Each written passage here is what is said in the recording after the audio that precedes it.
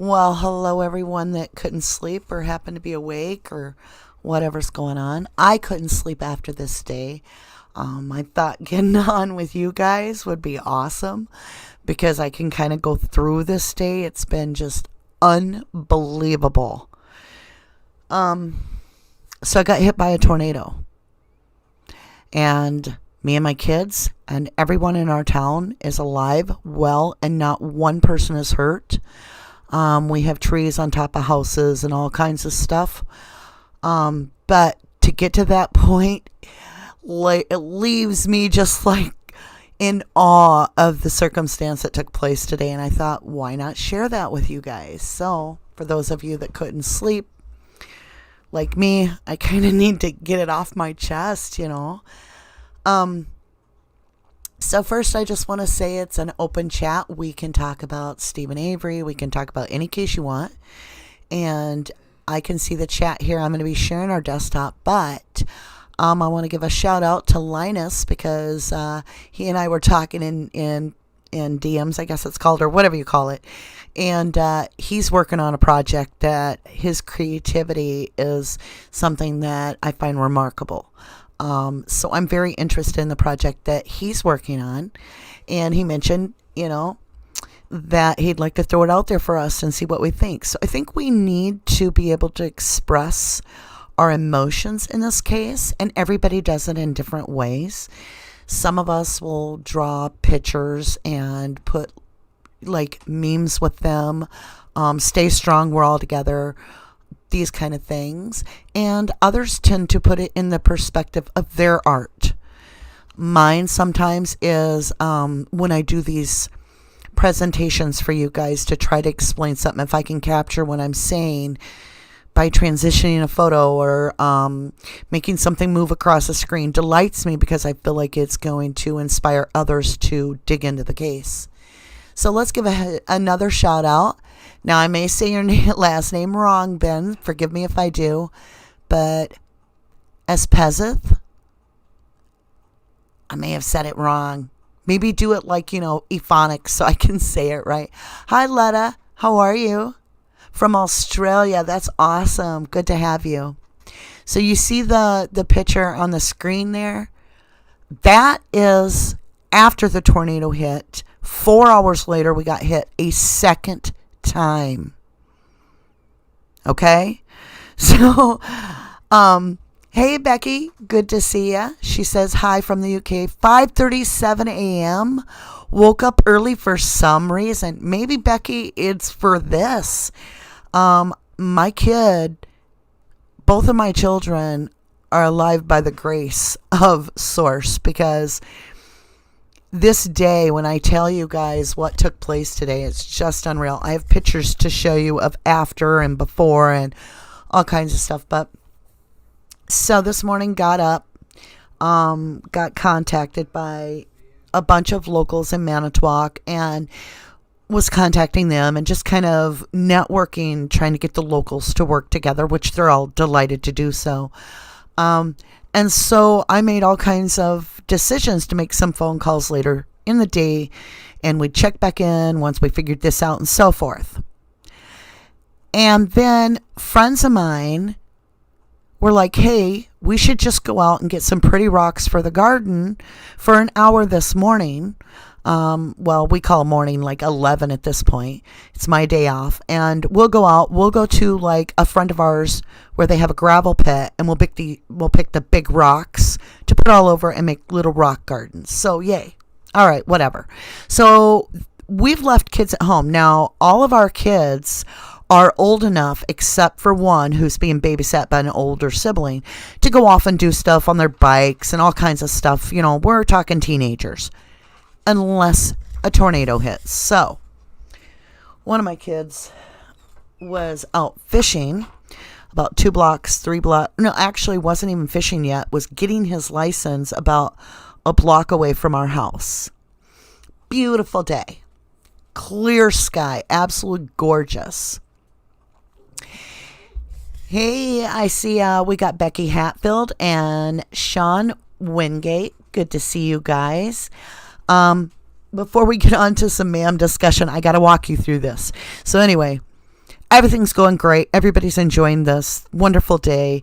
When all of a sudden, I was out at the pit. Now, we're about 10 miles from where my kids and their kids are. And it's two of my very best friends who I consider life sisters. And we've been together basically all these years. And our kids have all grown up together and they're all doing different things. And so I see a dark cloud come up on the side, but it's not that big, but I see rotation in it. And I'm like, check that out. Does that look like rotation? And both of my friends are like, that's absolutely rotation. And it dissipates right in front of us. I'm like, that was freaky. Well, it goes on and it goes over the trees and I start seeing it to circle again. I'm like, holy crap. I mean, I don't want to worry about it because like, look at this day. It's beautiful. Well, what we didn't know is that it was going to hit our town where our kids were.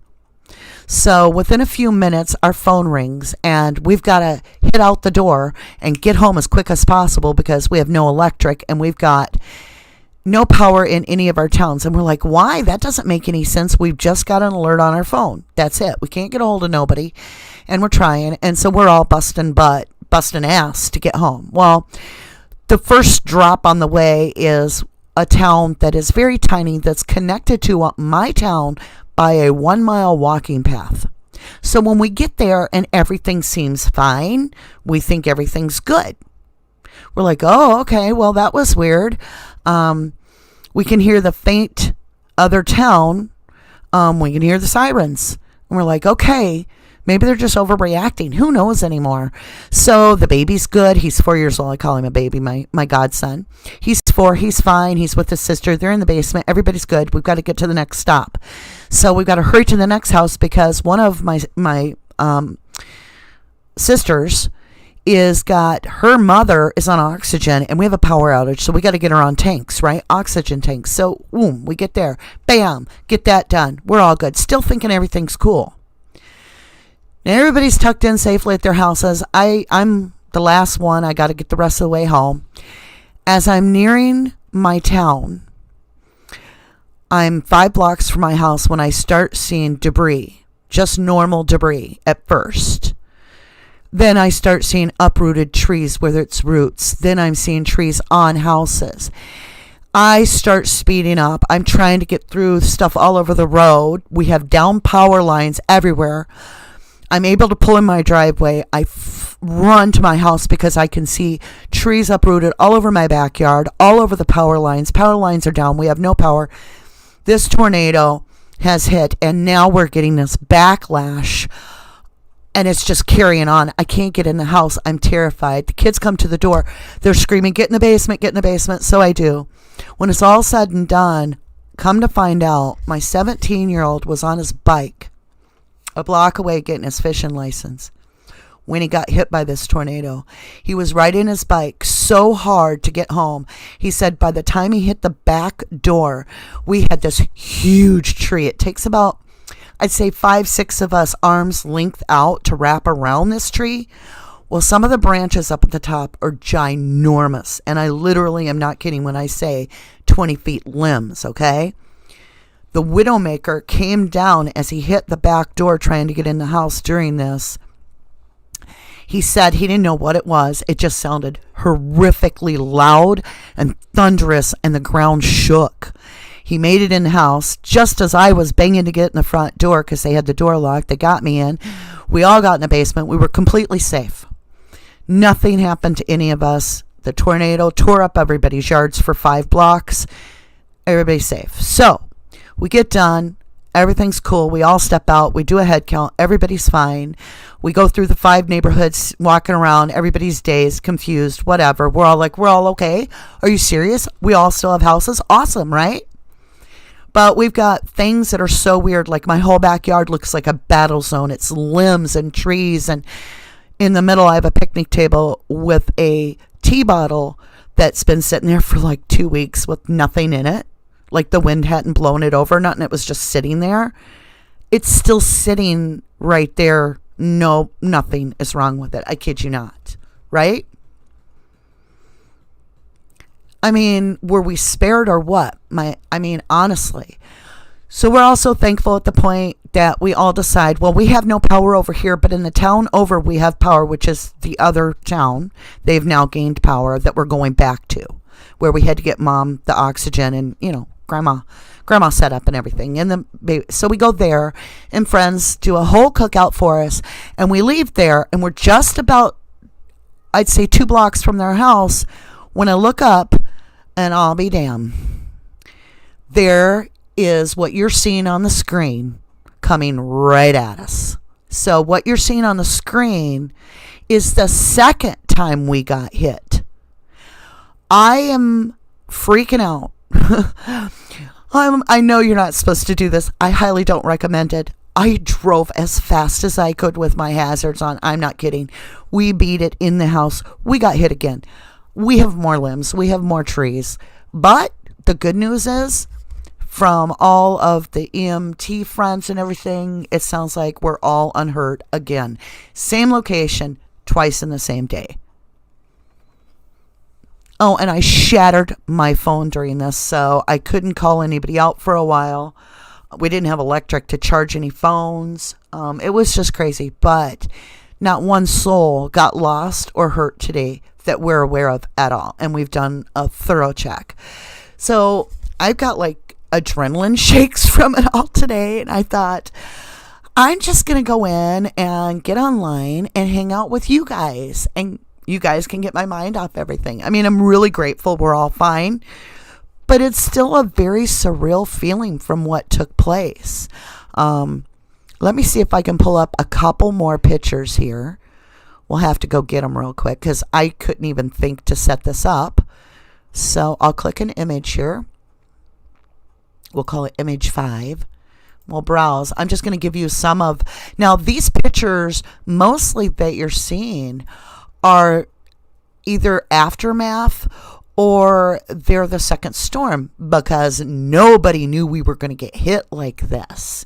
And when it hit, it was instantaneous. So it was really scary. Let me show you this one. I'm not sure what order these were taken in. I wasn't taking the pictures. These are from our town members where people happened to catch them. But these are all after the fact, which is, look at this. Look at this cloud that's coming in. This is in the middle of the day when it should be very sunny out, so that you get an idea of what you're looking at there. Let me go get us another one. Oh, I got to add one.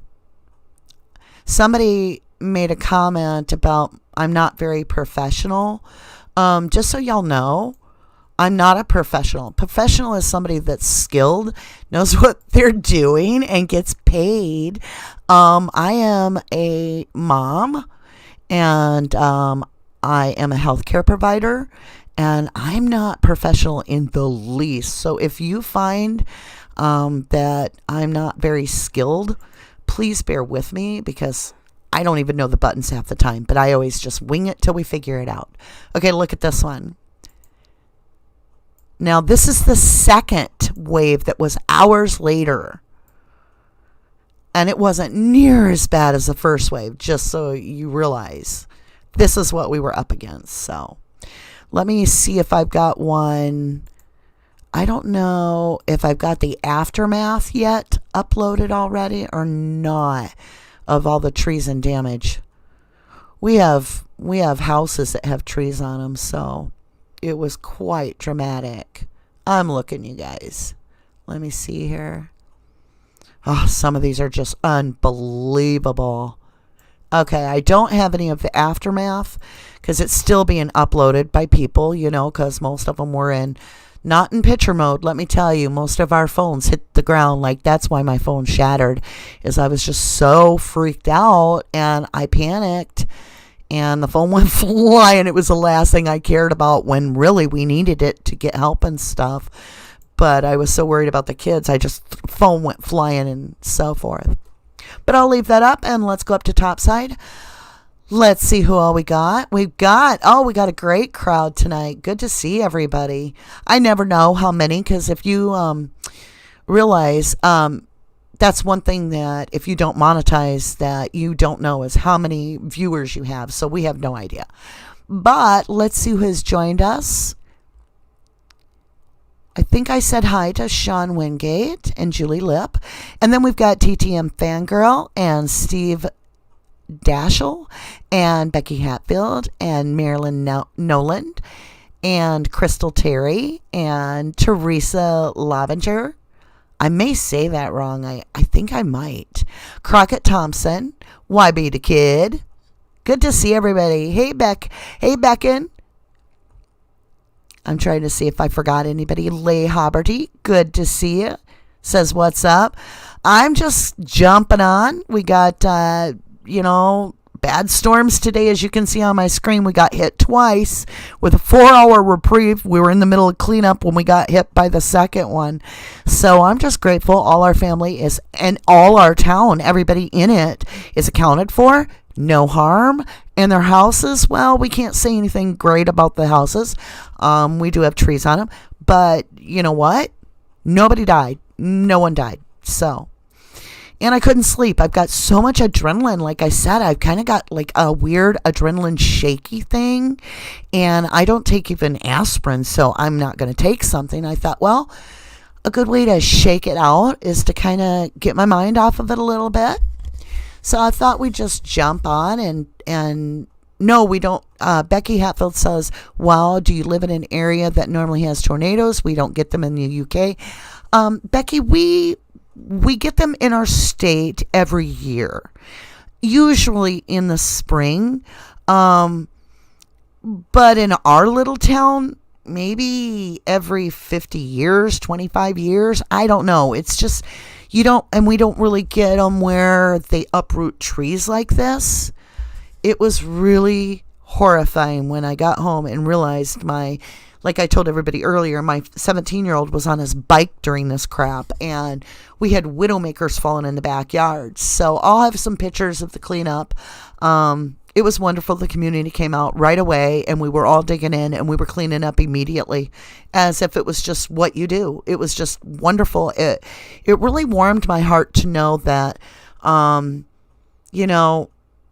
everybody just joined in with one focus, and there was nobody judging anybody doing anything. It was like we forgot about all the world's problems because all we needed to do was try to pick up pieces. And we smiled at each other and we laughed, and because we knew we had all made it, we had survived, and that's incredible. It felt really good that way, but boy, it was just crazy today. Yeah, it was scary, Crystal. I see Crystal Terry's here, and Chief Graybush, and Bethany Marcy, and Jenny M. Oh, we got a fantastic group here. Marie Hartsharn, hi. So let's see here. Teresa says, Wisconsin gets a lot of warnings. Exactly. She says, I'm southeast, but hasn't seen one. There's been a few nearby here. Right. We get warnings and stuff. I guess we get desensitized in a way, because if we get severe... Oh, and see, I'm going to be really scatterbrained because things are just popping in my head. So another thing I'll share with you guys on a different video when I have it is I took photographs, and it's on my phone. But anyway, I'll share. I took photographs of buckets of hail that were deposited in one location in my yard. Like it was up against the side of the house, but it was kind of lightly all over the yard. But like, there's an area where it's 3 foot by 3 foot, and you could literally pull, like, I would say a 3-gallon bucket of hail out of that one spot in the corner of my house. But it wasn't all over everywhere terrible like that. You would just find buckets of hail in one location. It was just bizarre. So, how much have I missed? Not much. I've just been rambling about, like I said, I'm just basically jumping on to kind of talk with you guys and, the storm was kind of freaky. Tomorrow's my birthday, so I thought, why not jump into my birthday with you guys? So for me, it's 11:55 p.m. I'm normally not on at this time. What do you guys want to talk about? Joyce Keith says we get one every year, but normally they are like F1, no big deal. Yeah, I have no idea what kind of F this was. It wasn't horrific because we don't have cars tipped over. We don't have windows like shattered out of the houses. We basically have trees that are uprooted by the roots and thrown on houses, but no houses got taken. Bethany Marcy says it's really hot where she is. She says, too hot to sleep, but not complaining. Gonna have the AC put in tomorrow. Nomadic Slovak says, quack it away. Exactly. Thank you guys. Look, it's my birthday party online. 4 minutes to go and it's my birthday. Should I tell you how old I'm 53. So I'm not afraid to say that I've earned those years. It's been a wonderful life, and I'm grateful every day when I think of the hell that like Brendan Dassey's gone through and Stephen Avery's gone through. I'm just grateful every day that I've had the opportunity to not be wrongfully convicted, not to have to live that life. And I don't want us to take that for granted, you know. Marie Hart's Yarn says, happy almost birthday. Hey, Jerry Cam, good to see you. Thank you, guys. Everybody's wishing me happy birthday. Thank you, guys. You made my day for real. Look at all those signs. I see all kinds of pretty signs. Thank you, Crystal Terry. Thank you, everyone. Thank you, Letta. And is that Marlin? That's what I think it is. Hey, Julie. So I don't know. I've been wondering if anybody else caught this. So if you go to, we're going to be talking about some off the wall crap, but I've got to say, we captured something on one of the recordings that shouldn't be there. That's what I'm going to start with. So if you go to the Corey and Stacy zipper video, I started getting emails, direct messages, private messages, whatever you call them, and notifications from the listeners that somebody talks at the 2-minute mark over me. And I'm 100% alone in my room, in my house at that time. And I didn't know what they were talking about. I was like, what are you guys talking about? And they're like, it sounds so strange. And a couple of them are like, I had headphones on, and I swear to God, I think it says Michael. And it's this really creepy thing. Well, it just so happens that drew my attention because I knew I was alone. I have a really good snowball mic. And it picks up everything around my mouth. But like, I can have my fan running 2 feet away, and it doesn't pick it up. It like filters out background sound. So I thought that was interesting, knowing I was alone. So I went back and I rewound the video or whatever you got to do. And I got to the 1 minute 58. And I kid you not, I'll be damned. There is another voice on the top of mine that clearly says something. A word. It's a female voice, and it put goosebumps. My hair on my arms stood up. I was like, what the hell is that? Right? So creepy that I just was like, no. I don't know what to think of this. Well, I happen to know of some people that run the Paranormal Society. So I got a hold of them, and I'm like, I literally want to know if you guys can tell what this is, because I've never had anything like this happen before. And they're like, okay, well, what are you talking about? So I told them, and wait, what's the title of this video? Can't sleep after this day. How about can't sleep after this story? Okay, here's what happened. So they have these EVP, electronic voice phenomenon Something like that it's called. Anyway, there's these guys that they actually listen to things like that, and they're experts, and they don't come across them very often. They only come across them like once or twice a year. They said most of it can be explained by just random stuff, things you don't realize you do when you breathe, blah, blah, blah, blah, blah, doors cracking, weather, and so forth. So they don't find them very often, and they explained to me that, they would listen to it, but they'd let me know. They both came back and said it was one of the best EVPs that they've ever heard. And I'm like, are you serious? So I want to see if we can, I don't know if we can actually play that while I'm online, but I thought for shits and giggles, hey, I can't sleep. It's been one of the craziest days ever. What if we listen to it together? Now keep in mind, I swear to you, I was alone 100%. And that's what's really got me creeped out, because I'm in my bedroom when I record these with my door closed, my windows closed. And when you hear how loud this voice is and how close it has to be to the mic, and they told me it's an EVP, I swear I feel very strange about it. It's kind of got me a little freaked out. So anyway, let's see if we can actually pull this off. So we're going to need to share our desktop. Bear with me, like I told you guys, I'm not a professional. I'm the crash test dummy here running this stuff because I'm not that great at online stuff. So what we want to do is get desktop. And I'm super tired and stuff, but I can't sleep because how do you get this? Let's see. I think it's at the top. Display capture. There it is. We found it. Okay, let's pull it forward. I always get it. It just takes me a while.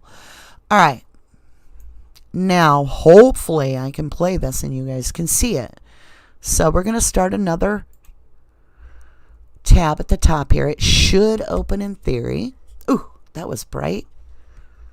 Like white. Killed my eyes. Okay. And as you know, my computer, if you've been on these videos with us, my computers are my computer is very slow because I'm running all the other stuff. So it was our live, right? I think so. We got to find the video first. Zipper hidden camera case. Okay, let's go to it. We're going to do a sound check once we get it rolling to see if you guys are actually able to hear it, because if you can't hear it, there's no point. All right, we'll get that rolling. And yes, there's going to be quite a bit of lag between YouTube and what I'm actually doing, so we'll have to go on top side for a minute. Hey, I've got it even keyed up, I think. Where's it at? 145. Yeah, so it happens at the 2-minute mark. So let's see if it's going to play while we're on a video. Oh, it's going to play. Let me get this figured out. Let me turn this up a little bit. Pause it for a second because I don't want to get past that point. We're at 1 minute 57 seconds, and it happens right at the exact 2-minute mark. I mean, it's not 2:01 and it's not 1:59. It happens at the exact 2-minute mark. Are you guys ready? Let's go up and make sure you all heard that before I go and do it.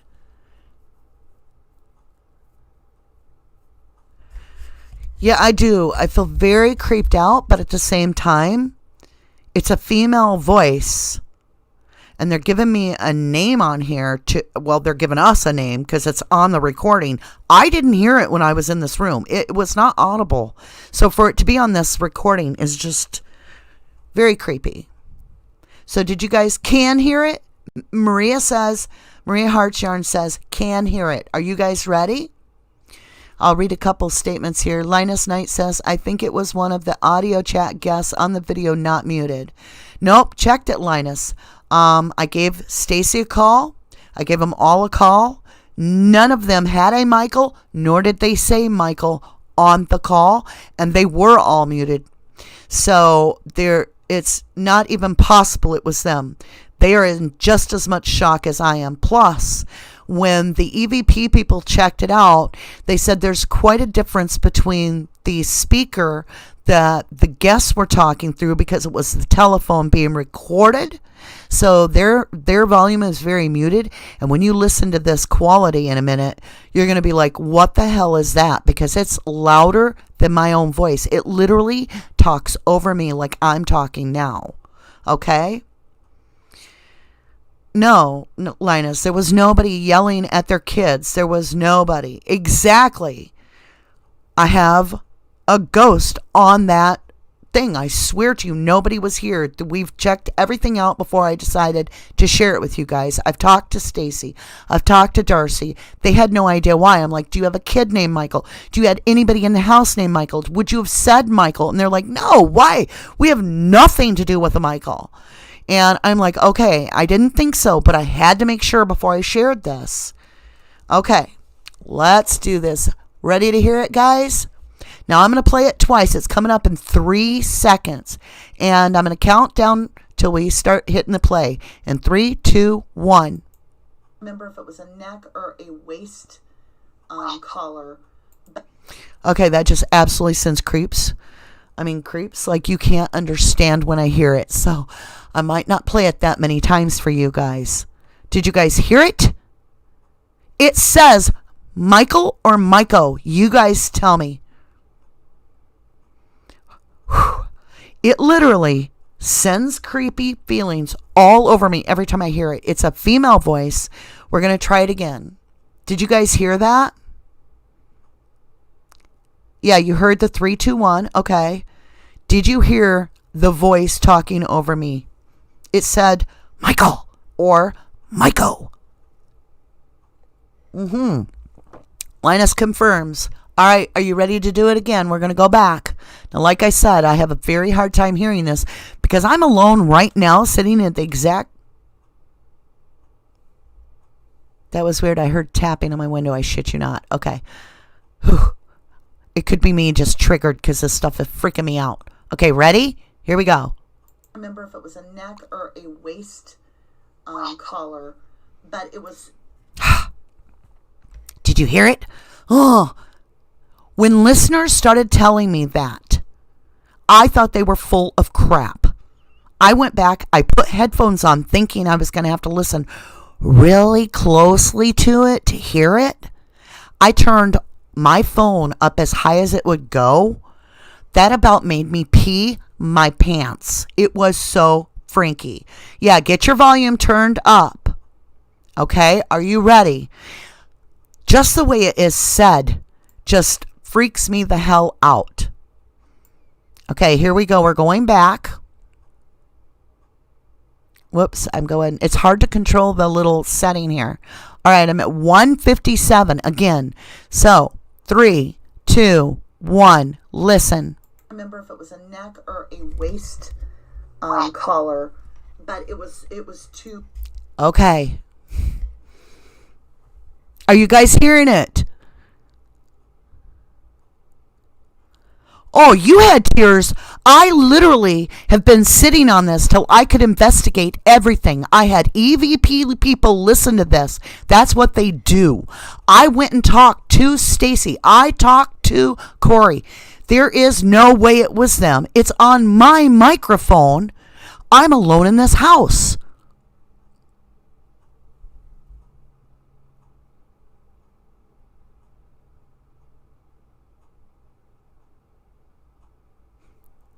Get Ripper to slow it down with his software. Okay.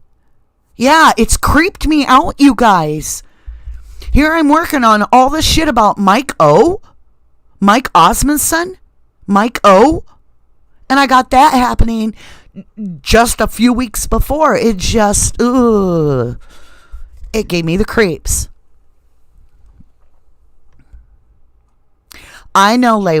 We were talking about, what I was saying is that it was about the part that they were trying to make Yes, I heard Michael too, Becky.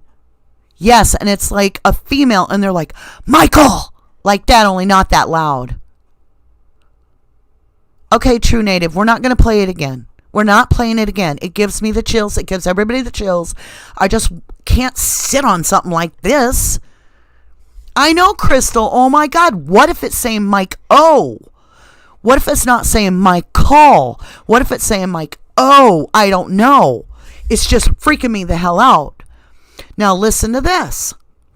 I've been doing this from the same setting with the same location all this time. We've never had that happen. What I was talking about is the death of the girls and how they were using the media to twist up everything and make Stephen and Brendan look like monsters when they were really the monsters. And at that moment is when we hear Michael.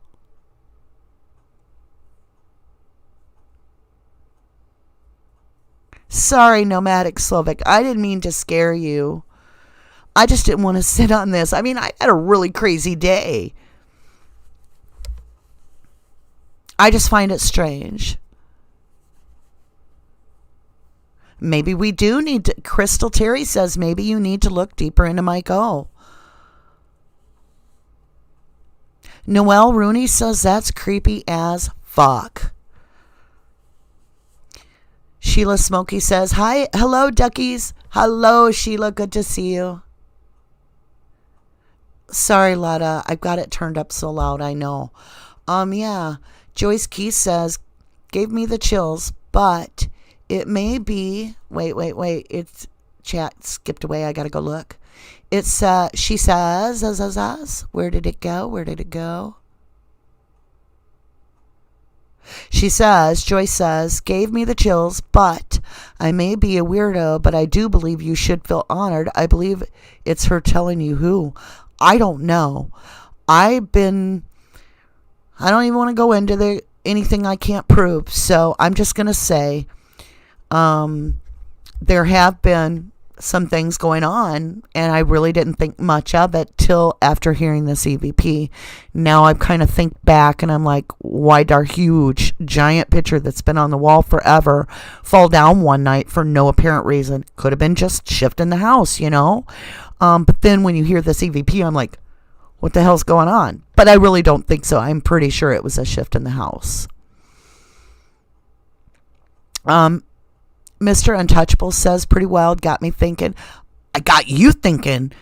It must have got me thinking without realizing it, because I've been doing things on Mike O now. You know, that's what's weird is, so when one of my real friends, like my adopted sister, you know, I've been friends with her forever, so she's my sister to me, she heard it. She's like, who's Mike O? I'm like, oh my God. Because she doesn't follow the case that close. She like knows that there's Stephen, there's Brendan, but she's not heavily into Ma'am or anything. She knows who quite a few of the people are. Like if I said Link or Colburn, she would know. But Mike O, she would never have any idea. And she's like, is that a Mike O or a Michael? And when she said that, I was like, now that's just really creepy to me.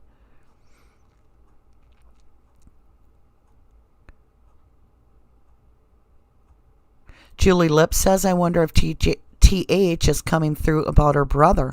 I don't know. I wondered if it's a spirit. It's a female spirit. And it just says Michael. Or it says Mike O. I don't know.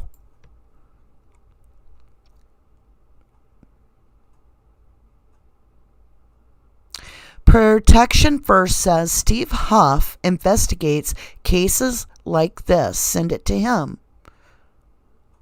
Do you guys think it's worthy? I mean, that's a true EVP on there. There's no way about it.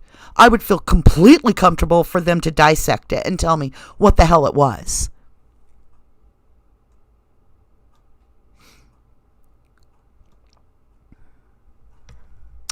Leigh Haberty says, I think Michael Habach is behind it. I read into the prescription drug ring surrounding the pro teams, MLB, NFL, and NBA. Who's sitting pretty with the Green Bay Packers? Mike H. Nomadic Slavic says, Rubber Ducky opened a portal. No, I didn't. Don't say that. Bethany Marcy says, I found some strange stuff on Mike Habach and Teresa Habach on Ancestry, which would explain a lot. Crystal Terry says, very interestingly, about Mike Habach and the drug ring surrounding the pro teams. Marilyn Nolan says, the dead won't hurt you, are the only living do that. Yeah, I don't feel scared of this at all. It startled me. It gave me the creeps to hear it, and it still does. Every time I listen to it, I totally get like every hair on my arm stands up. But at the thought of it happening here, I kind of gotten to where, like I said, I've had it for about 2 weeks now, and I've had it looked at, listened to, called the zippers, all kinds of stuff, totally investigated it. There's no justification for it at all. So, I've had to come to terms with it. But what's interesting is, it could have talked at any other time, so why didn't it? I'm going to be starting to listen back to my videos, I guess, just in case I need you guys to listen to. Who knows what's going on? I have no clue, but I thought that was absolutely bizarre. I don't know what it means. I don't know if we're getting heads up that Michael or Mike-O or whatever were involved, but for a female to say that when I'm on a channel like this, it just throws me.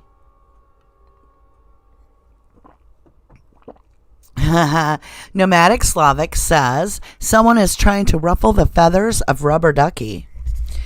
Yeah. True Native says, what if it is Teresa? What if it's Carmen Botwell, you guys? I mean, to be honest, I have honestly, throughout all of this, I quite often feel like Carmen Botwell's like, even though I never met her at all, I know very little about her. I know what music she liked. I know that kind of stuff. I know about her, the last few months of her life. I've talked to her roommate and other things. But I often feel very close to Carmen. Like, it truly sounds strange, but when I work on it, it's with such love that I feel for Carmen, that I feel so connected. So I was thinking, what if it was Carmen Botwell's spirit talking to me? What would that mean? Is there a Michael or anything? Is there something? What if it is Teresa Habach? I mean, I don't know. I don't even know for a fact that Teresa Habach is dead. That's the thing for me, is I want factual proof, and I have nothing to show me. So, it is weird, though, how Mike Habach and Tom Pierce talked about Teresa in the past tense when she was simply missing.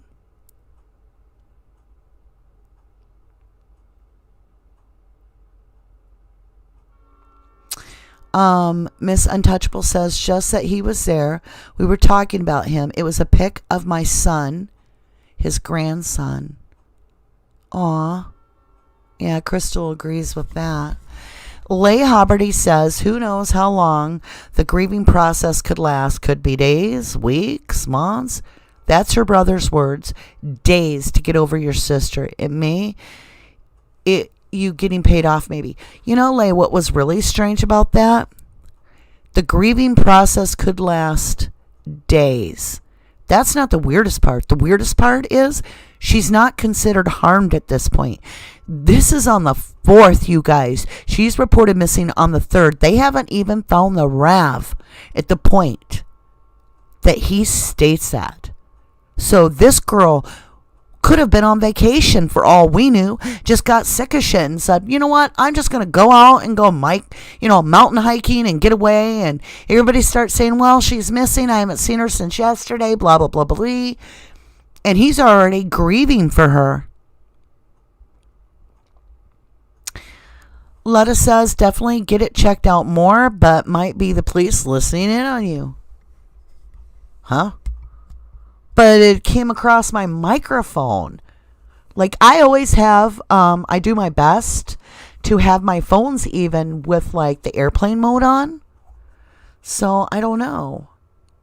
Crystal Terry says still rubs me the wrong way. Some of the things my call box said. I agree. Mr. Untouchable says, I know there is an afterlife, but we aren't meant to understand it all while living. It's by design. Hey, I respect that.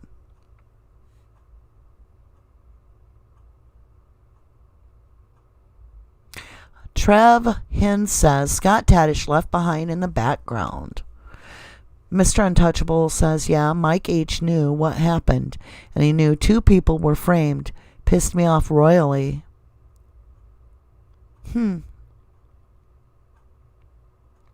Protection First says maybe the spirit is trying to help you solve the case. You know, at this point, this case has opened my mind to so much crap that I didn't think was even possible, that I am more open-minded about things when I absolutely know I was alone in the room and I hear that. I have no doubt that that is definitely not a human being saying that. That leaves me with a spirit, and that's all I got. So yeah, it's creepy to me, and maybe they are trying to help us solve the case. Hey, if the spirit world is being guided off my intent, they know my intent is aligned properly. They know I want the truth above everything. I want these guys out, and I want the truth. And so if they're aligning with that, and that's help from the spirit world, then what does that mean? You guys go listen to it and make sure that I'm not just hearing the same thing over and over. Tell me what you think it says. Marie Hartshorn says, Cuss Road holds all the secrets.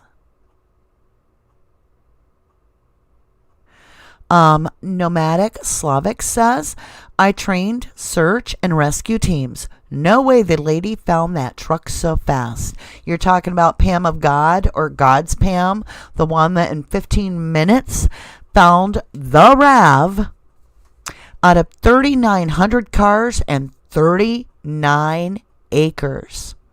She found that RAV that quick. Now, on reading the cast, so it was interesting because think of this.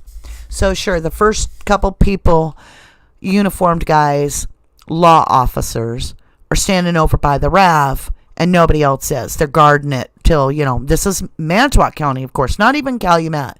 Manitowoc's the first one to guard that for a few hours. So you got the 2 guys over there. Now, as they arrive onto the property, other uniformed officers are at the office area at the Avery salvage yard. And they have to tell these 2 new people that have just arrived how they're going to go find the RAV and be able to relieve those other duty officers.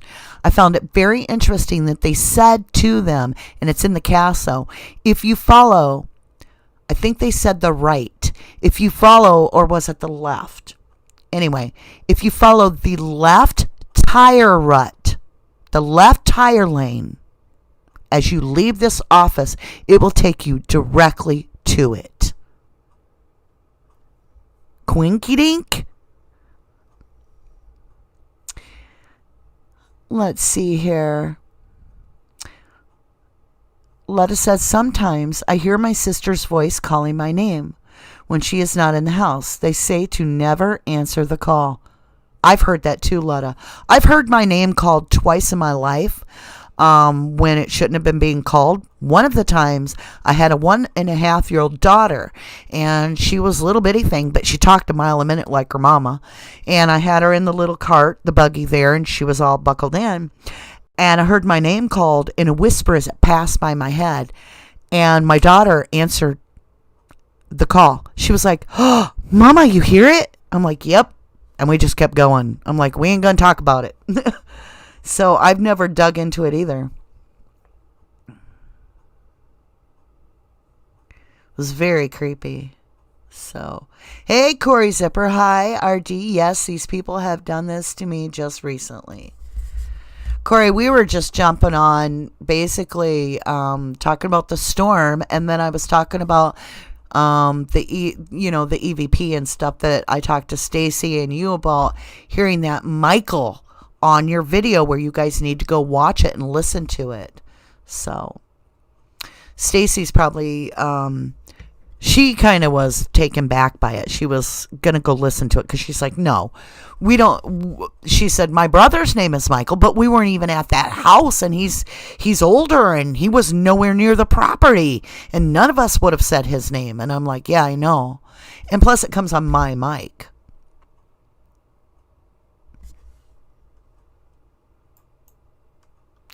So Julie Lips says, RD, you have been 24-point videos on who you suspect.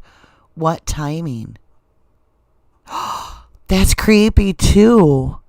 And then after it, I did the Michael O video. That's weird. Nomadic Slavic said, it's called energy. YPU put so much energy and time into this, very possible you opened the channels. Huh. I never even imagined that. I've never even considered. Is that something that can be done?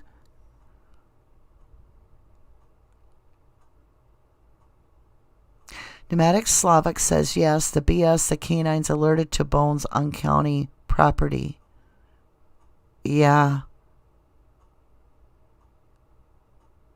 Missing the word doing, Julie says. I gotta go back. You have been doing the 24-point. Yeah, isn't that crazy? That's a good point, Julie. I didn't even think of that. That I've been, like, hitting up who the suspects are. I got choked up for a minute because that kind of threw me.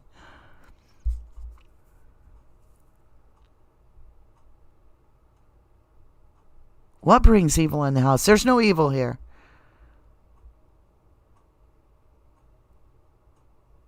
No. Marilyn says, I am sorry, but I feel no sympathy for the Halbach family.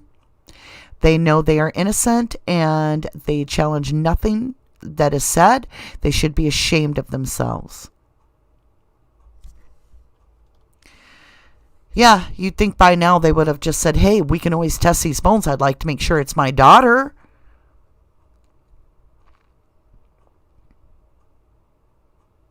So Bethany Marcy has found, okay. She says, now I don't doubt you, Marcy, because Bethany, because I actually saw the land deed myself. I get you. It's dated 2007, if I'm correct, right? It's very interesting because it's between a Teresa Marie Halbach and a Timothy Halbach. And they're buying a house in 2007 on signature. It's very strange. It's in the same area. It's very strange. I will tell you, I've seen that myself online in the who pays taxes and so forth. Excuse me. Bethany also says, I'll just read the whole thing. She says, I found a marriage between a Mike Halbach and a TP. I think it's Tim Halbach. Yeah, it's a Tim Halbach and and a TP who then became TH in Wisconsin area, plus listed same residence together where TH would have lived during and after college on Ancestry. Oh, that's something different. I don't understand. Bethany, email me all that. That could be very interesting because if that plays into the old address that Ryan Hilligus gave to the cops, that could really come together as a piece of a puzzle. Nomic Slavic says, dogs can't lie. Their handlers can give command for false alerts, but canines don't lie.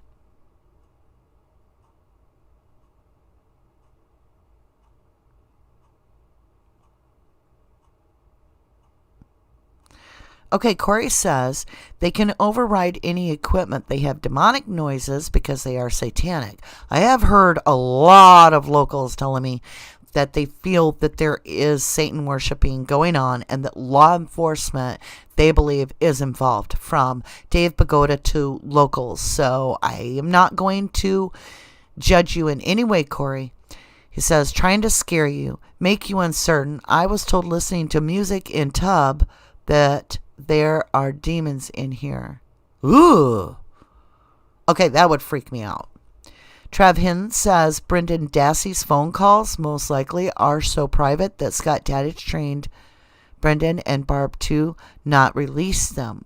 Once again, Brendan Dassey is being told what to do. Very true.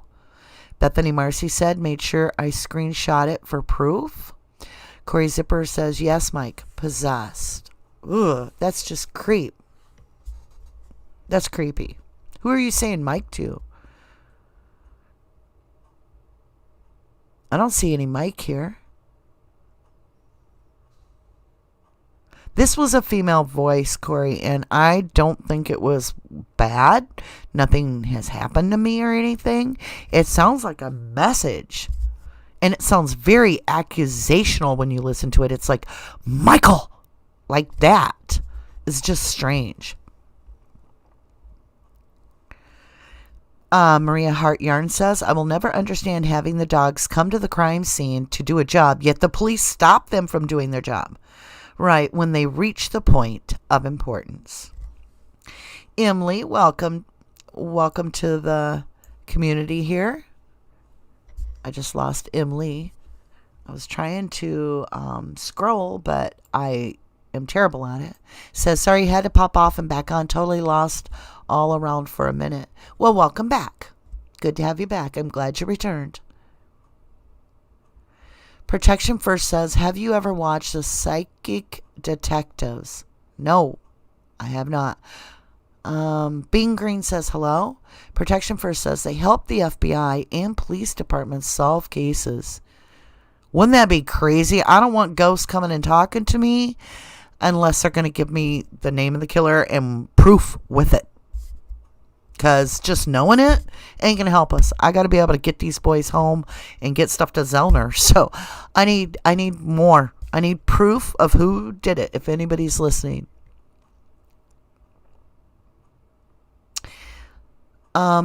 Nomadic Slavic says, at Maria, I train dogs. I have found that they pick up scent from few days ago. Unfortunately, the canine world is a business and not everyone trained the same, and now used for easy warrantless search. So I just deal with private sector. Bethany says, no, it's definitely my gauge. Maybe you're right, Bethany. Says it was definitely not her dad or mom. Julie Lips says, do another video on Mike O and Mike H and listen. Do another video on Mike O and Mike H and listen. Yeah. I wonder if that would happen, if we're just sitting here talking right now and later we go back and listen to this, if there's going to be anything, because we're talking about the spirit world. I feel like we should just say, you can use this device to talk to us. I mean, that sounds crazy at this point, but listen to what we heard. If there is a spirit out there that's trying to communicate and help this case, here we are again. I've got a mic in my hand. We're on live video. You're obviously not shy. Take this time anywhere in this video to communicate with us. So, there you go. So Corey says, always infiltrated the families, and the family of God does. On our case, it was cause divorce and marry one of them who are there at the right time to start keeping control of situation and story. Okay, getcha. On Stacy's brother, gotcha.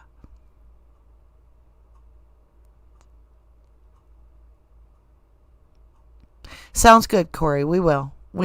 He says we got to talk about this soon. We will. Give me patience. We talked tonight, Corey, and we've got a game plan of how we can get together and be able to really dig into stuff and get all the locals together. And I think that's going to be wonderful. I don't know how soon it'll be, but we're going to shoot for a very soon. Very soon. Welcome back, Lay.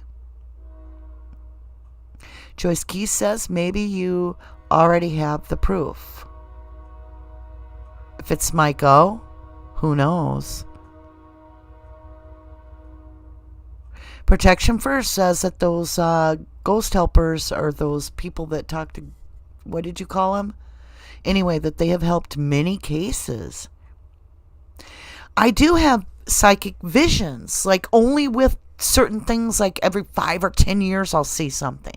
I did have one with Carmen, and that's why I said, could this have been Carmen? Because I feel so spiritually close to her. I had one vision in my lifetime about Carmen. It happened to be on November 8th of, I believe, 2018 or 19. Can't remember. It was like over a year ago. Yeah, about a year ago. So it would be 2019.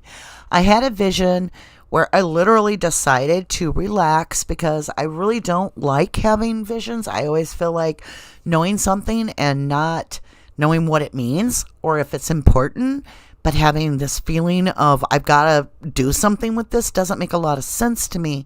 So I was always, I try to keep it at bay. But every once in a while something will sneak in and I'll be like, what the hell was that and what did it mean?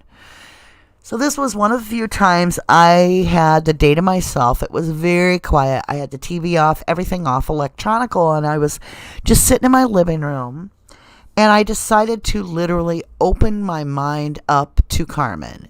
And I said, I kind of invited the scene. I said, please just show me how I can help. I don't know how to help. And I just relaxed. And I didn't really fall asleep, but I began to daydream while my eyes were closed. And all of a sudden, I became this person that was standing over Carmen Botwell in a casket. And I was feeling like I was her mother. And I was like, I couldn't see any of myself. I just could feel I was above her like I would be a mother. And I was grieving for real for her, and I touched her hand, and I was looking at her, and she was passed away, and I slid my hand down to her stomach, lower abdomen beyond her belly button, to put my hand gently to rest it there in this daydream, and my hand went straight through and hit the bottom of the casket and made a thump, and I shot awake, or whatever you want to call it, and I was on my feet in my living room in a cold sweat, and I said out loud, "Oh, where was her pelvic?" And it freaked me out, which immediately there was this huge banging on my glass door out front, and it sounded like the police. And I was like, oh my God. And I shook it off, and I'm like sweating. I go to the door and I'm like, yes. And it's a good friend of mine's son who's about 21. And he said he was walking his dog, and he got this just uncanny desire to just check on me, and he wanted to know if I was okay. I'm like, my God, that's so strange. And he's like, tell me about it. I've been walking my dog past here so many times, but I don't know, you. As I passed your house, I had this feeling I should check on you. I'm like, well, come on in, Tommy, no problem. I said, I don't normally tell people about this stuff, but I've got to share this. And he doesn't even know about Ma'am at the time, really. He had heard about Stephen Avery. He's a young guy. He's like, oh, that's so sad for that guy. I hope things work out. That's as far as he dug into it. And I'm telling him about this. I'm like, okay, so the victim's in the coffin, and I'm daydreaming, and I da-da-da-da. And he looked at me, and he's like, that's creepy as hell. I'm like, I know. And I'm like, wait a minute. And he's like, what? I'm like, what the hell date is it? And he's like, November 8th. I'm like, are you shitting me? He's like, no. I'm like, no, Tommy, you don't understand. I want to see a phone or something. I want to see that date. He's like, it's November 8th. He shows me on his phone. I'm like, oh, it's 1:30 p.m. This is when she would have been cremated. And he's like, oh my God. I'm like, yeah. He's like, oh my God. I'm like, yeah. So he sat me down, and I'm like, How hard would it be to pull off, not to be too brutal, folks, but I asked him, how hard would it be to disconnect her pelvic bone from her body and use it and show 3/4 of that casket open by putting her in a dress, and nobody's going to touch that child to see if that pelvic bone is there. She's a 24-year-old young lady. Nobody in their right mind is going to touch that lady's dress. All they got to do is have a prosthetic there, which they have, because people get their legs blown off in war and so forth and so on, but they want to look like they had a leg when they're buried. They have prosthetics for the hip replacements and all kinds of stuff. I'm like, oh my God, Tommy, how hard would it be? You hunt deer. He's like, okay, with deer, and I don't know if it's the same with humans, disconnecting the spine, that's nothing. Like one snap, it's done. He goes, but now keep in mind, folks, this is a guy that has never done any research in the Avery case at all. This is what he tells me. The problem would be getting that joint, that the ball part of the joint out of the hip.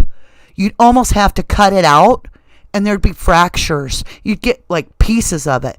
And I'm like, are you freaking kidding me? And he's like, what? I'm like, Tommy, there's cut marks all over the pelvic bone. Kerf cut marks. He's like, you're shitting me. I'm like, no. So that's the vision, where it led, and everything. So when this voice came on and I heard about it, I'll be honest, that's where my mind went. But I don't know. Could be crazy, you know? It's just the way it worked. And I know a lot of people are going to be out there judging and all that. Go ahead, judge me with whatever you like. I have no reason to lie. It's not going to get me more views. It may get me fewer, but it really did happen that way. And I can always get Tommy to come on here and he'll tell you. So, because he was very interested after I said that. When I said there were cut marks on the bones, he was blown away. He will remember every bit of that day. He had goosebumps all over. So, let's see here. Leigh Hobberty says, I want to know what you were talking about on the video when the voice was heard. Maybe that's a clue. I don't know. If I said that already, I'm sorry, I'm falling asleep. Okay, let me do that. Let's see. I hate to listen to it again because it creeps me out. But we'll go a little before it and see what we were talking about, okay, for Leigh and some of those. Crystal says, I'm hoping it's not misdirection. Me too. Trav says Stephen Avery had no problem with his phone calls being released. Why did we hear recently that Brendan Dassey did not want his phone calls released? Once again, Brendan was told what to do.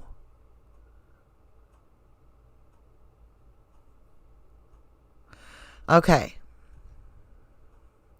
Yes, Emily, I am talking about the girl who disappeared at the same time as Teresa. She didn't disappear, though. She actually was found dead in her apartment, and that was Carmen Botwell. And I've never bought in my lifetime, I will not believe that it was an overdose, because she did not have a prescription, nor was she a user of what killed her, okay, which is methadone.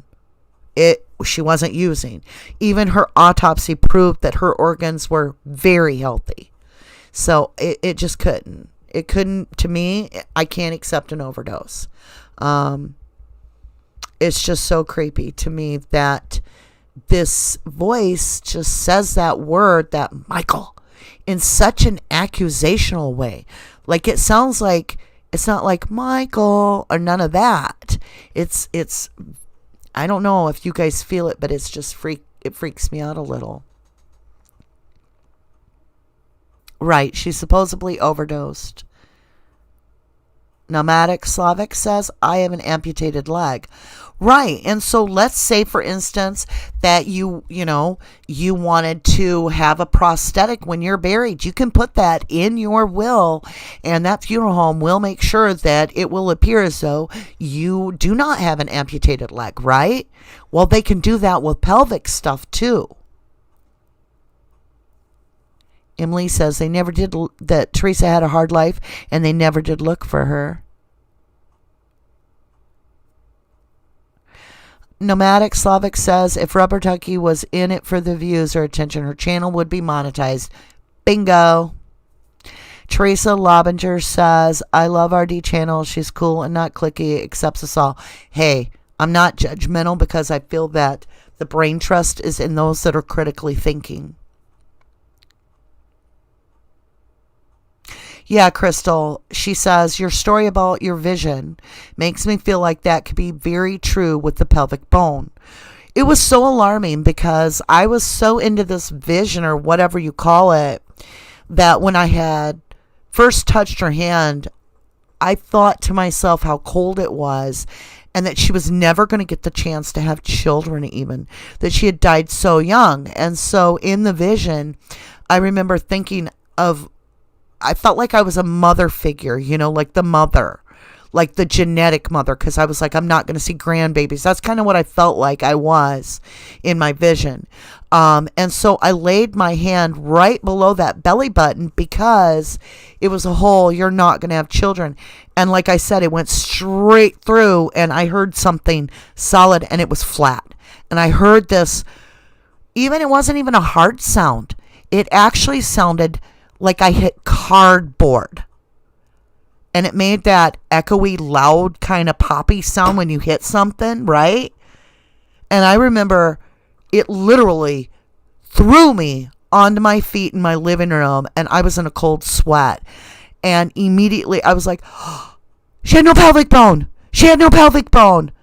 Her pelvic bone's gone. That was what I was saying over and over. And that second, before I'm even recovered, there was and I was like, oh my God. So I'm trying to recover and look like I'm sane to get to the door. I don't want my neighbors, I can't really explain something to them at that level, right? So I'm thinking, oh my God, who knocks like that? And here it's my best friend's 21-year-old son out walking his dog. Happens for the first time ever out of 2 years that he's walked his dog past here, decides he better check on me, and then ends up telling me that in order to get the ball out of the pelvic bone, there would have to be cut marks. Turns out to be the same date as her autopsy, as her funeral and her cremation. True Native says, RD, I had a question for you. Could you please scroll back up? Absolutely. Okay. So there you're talking about cremation. Oh, did I miss it? Is it above that one? Was it above when you were talking about the amputated leg then?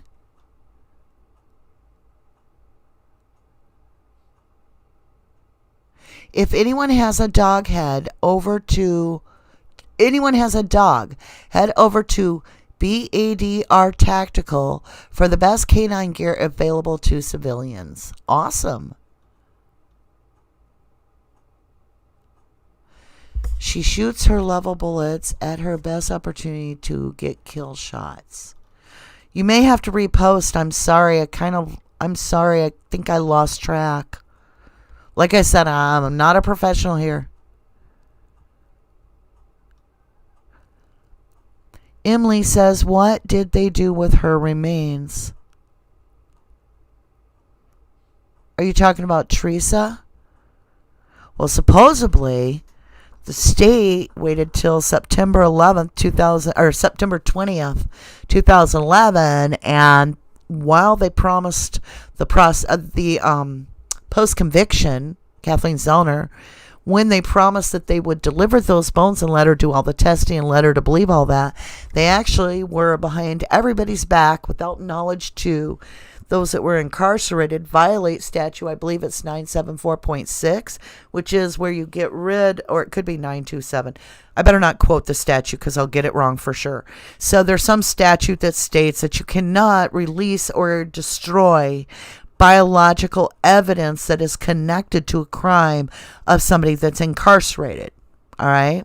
So they got rid of the bones. It says, they say, they've even admitted that they got rid of the bones, and they say they got rid of it September 20th, 2011.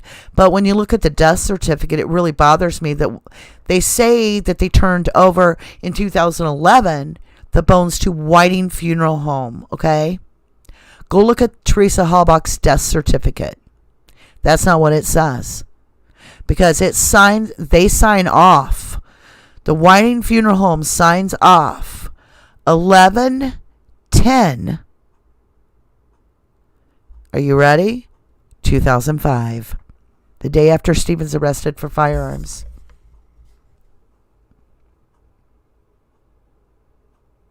So yeah, you guys hit me up with what you think's going on with that EVP. If you don't think it's an EVP, go ahead, let me know that too. I did have experts look at it. We have limited all possibilities that I can imagine. I think that's really strange.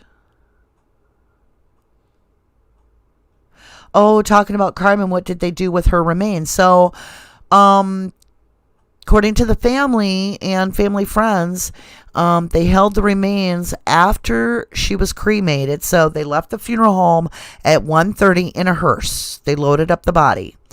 They went directly and supposedly, allegedly, they cremated Carmen immediately. However, the family waited and waited and waited well over 3 weeks to get their return for Carmen's remains.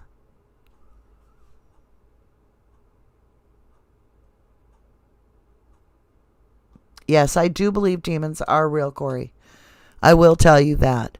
The visions I've had and stuff, I do feel have always somewhat helped me. But I have had one experience or another that has given me more than a fright. I don't go out seeking to wake up sleeping spirits or cause problems, I guarantee you.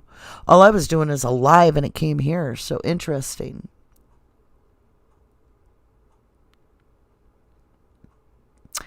Lay Hobbarty says, I'm an energy person. I can read it. I can tell you're completely genuine. I assure you I am.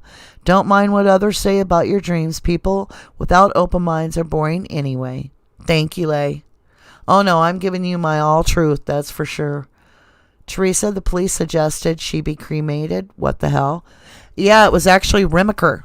Remaker told the family. Now, okay, since when do cops know what is the reason for death immediately? When they told the family, Remaker told the family before the body had fully left the house, before the body had been removed from the apartment, he had already decided and told the family that she had overdosed. Oh yeah, she overdosed. How you know that? I mean, I would have been like, what'd you overdose from, huh? Where were you? Because how the hell would you know that? We haven't run one toxicology report. And you already know that she OD'd. That's pretty quick. How do you know it wasn't an aneurysm? How do you know she didn't have I know she's young. How do you know she didn't strangle to death? How do you know there's not bruises that are going to show up later? How do we know she wasn't poisoned? How do you know that she was actually overdosed? And the autopsy gets done. She overdosed according to the autopsy because there's methadone there mixed with alcohol. So these cops are pretty damn psychic. How are they pulling that off?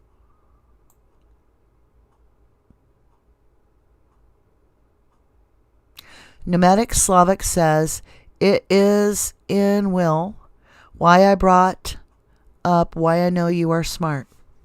You think I'm smart?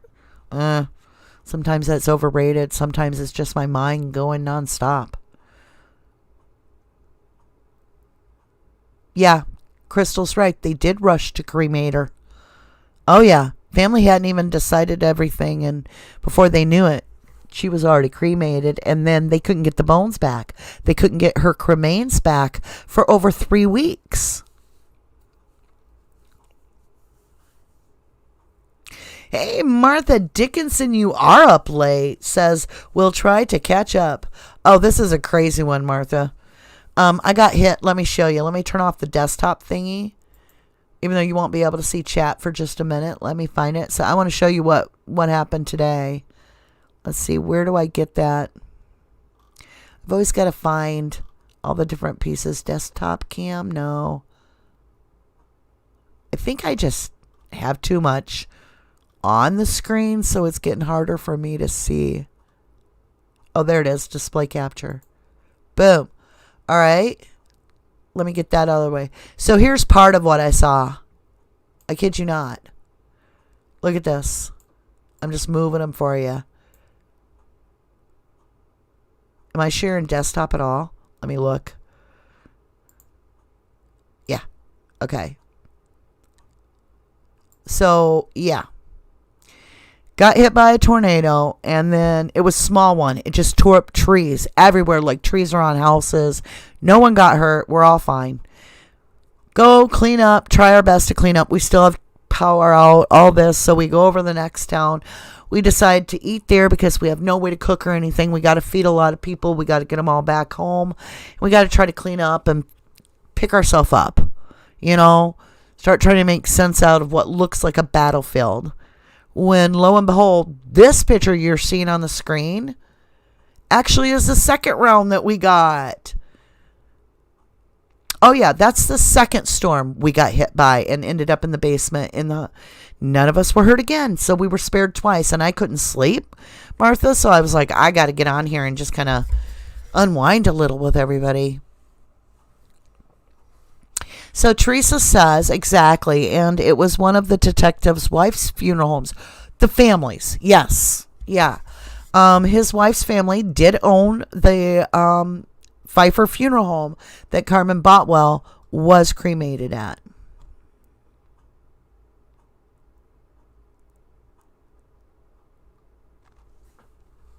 Let's see here. Emily says, doesn't EVP have to do with what frequency you're on? I don't know. I have no understanding of that. I know that I'm very open-minded. I just want to help people. I don't know what that means. So Ludd says, read the sightings. Ryan Hilligas calling the police. Aren't there privacy laws where info of case can't be given to the public directly to the police? I'm not sure. I mean, they pretty much get what they need once they get a search warrant.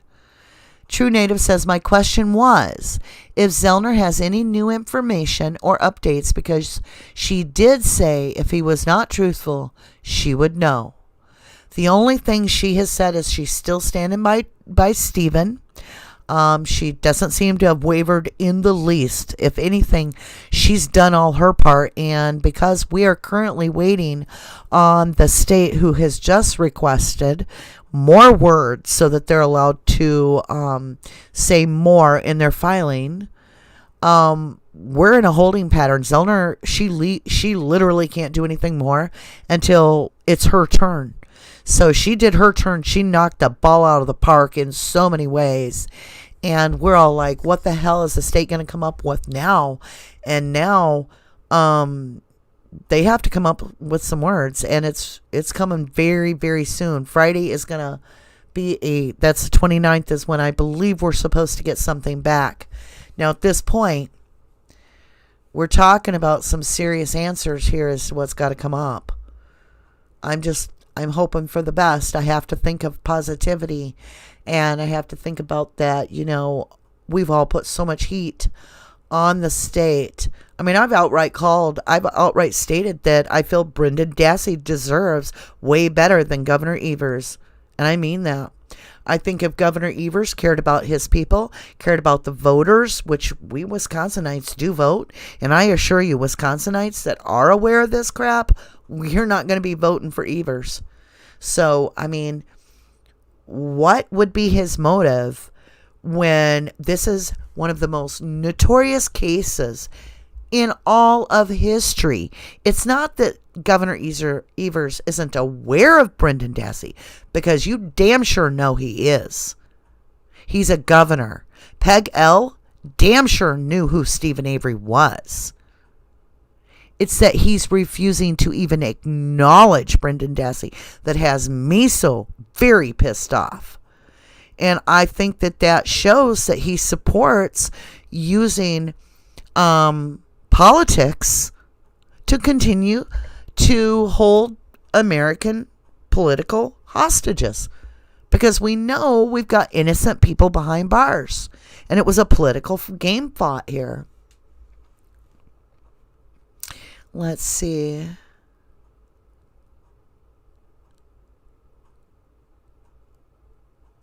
Christine Dempsey, good to see you.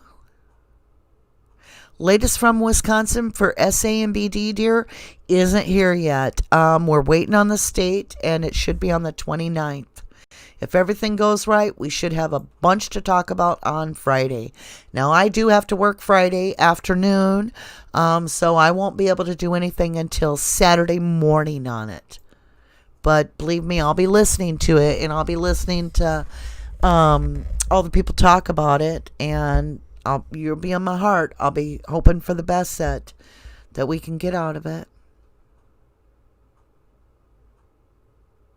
Tammy Lee says, there have some good EVP apps. Have you tried any?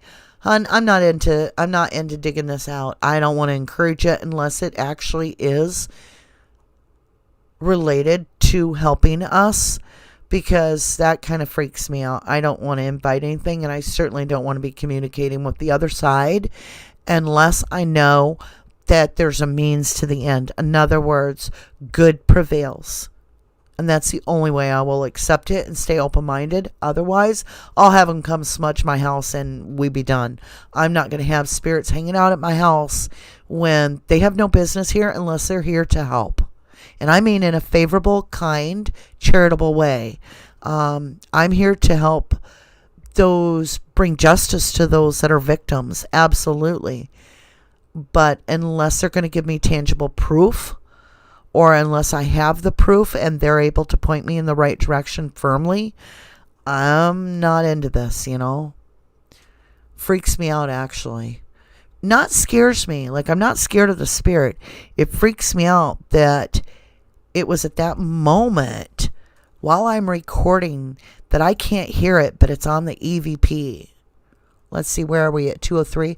Okay, brace yourself. I'm going to play it. Okay.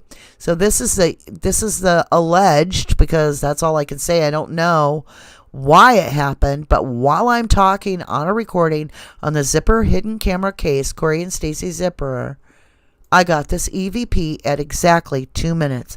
I've had professionals look at it. I've talked to Stacy. She said there was no Michael in the house that day. Here we go. Here it comes. We're going to back it up just a little bit so that we can hear the context. So it is 14 seconds prior. Here we go. Him as a monster.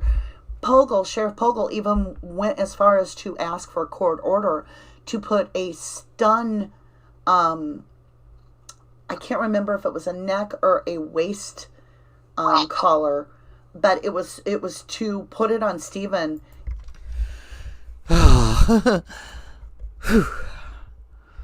So I'm talking about them making Stephen look like a monster is what I was talking about. Leigh Haberty says, I wish we could get the old Manitowoc corner on a live 100%, 100%, 100%. One can dream. You just never know.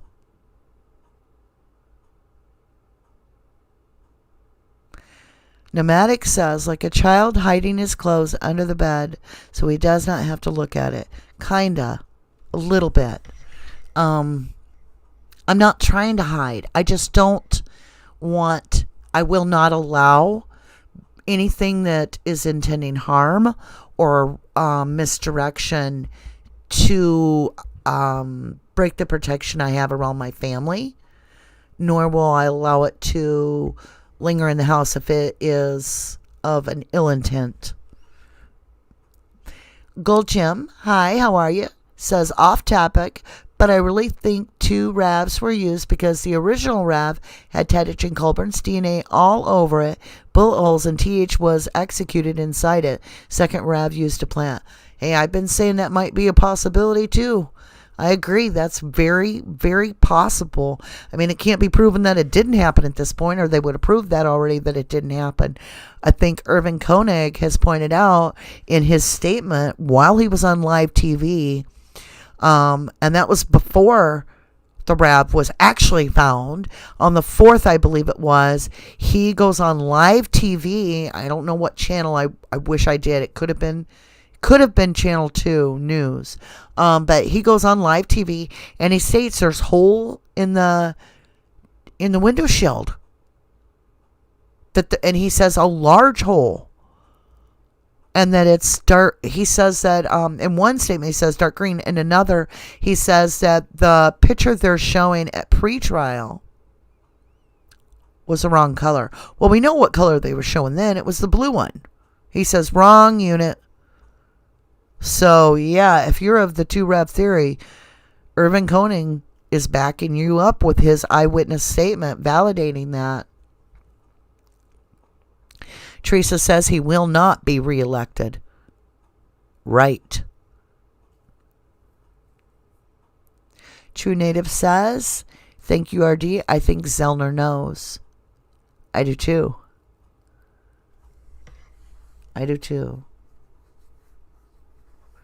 Protection First says, question everything and challenge whatever doesn't seem right. Yeah. Teresa Lobinger says the corruption in this case goes through the whole state here, so I'm afraid no governor will care.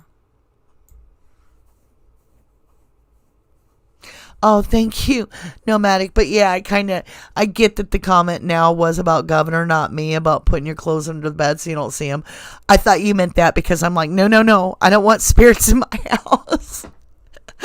That's what I thought you meant, because it kind of freaks me out a little bit to think I don't want anything thinking it can live here that would invite anything. You know what I'm saying? Gold Gem says, can you transcribe? I'm working and can't listen to everything. Ugh.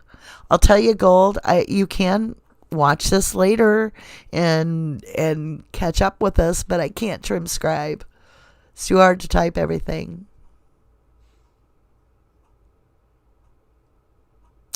Corey says the devil can only rob, kill, and destroy. Never able to help, guaranteed. You know, the devil's in the details, right? Isn't that what Zellner said? The devil is in the details. You know, and that's always really got me. And now I'm very hung up on this whole where her phone pings last.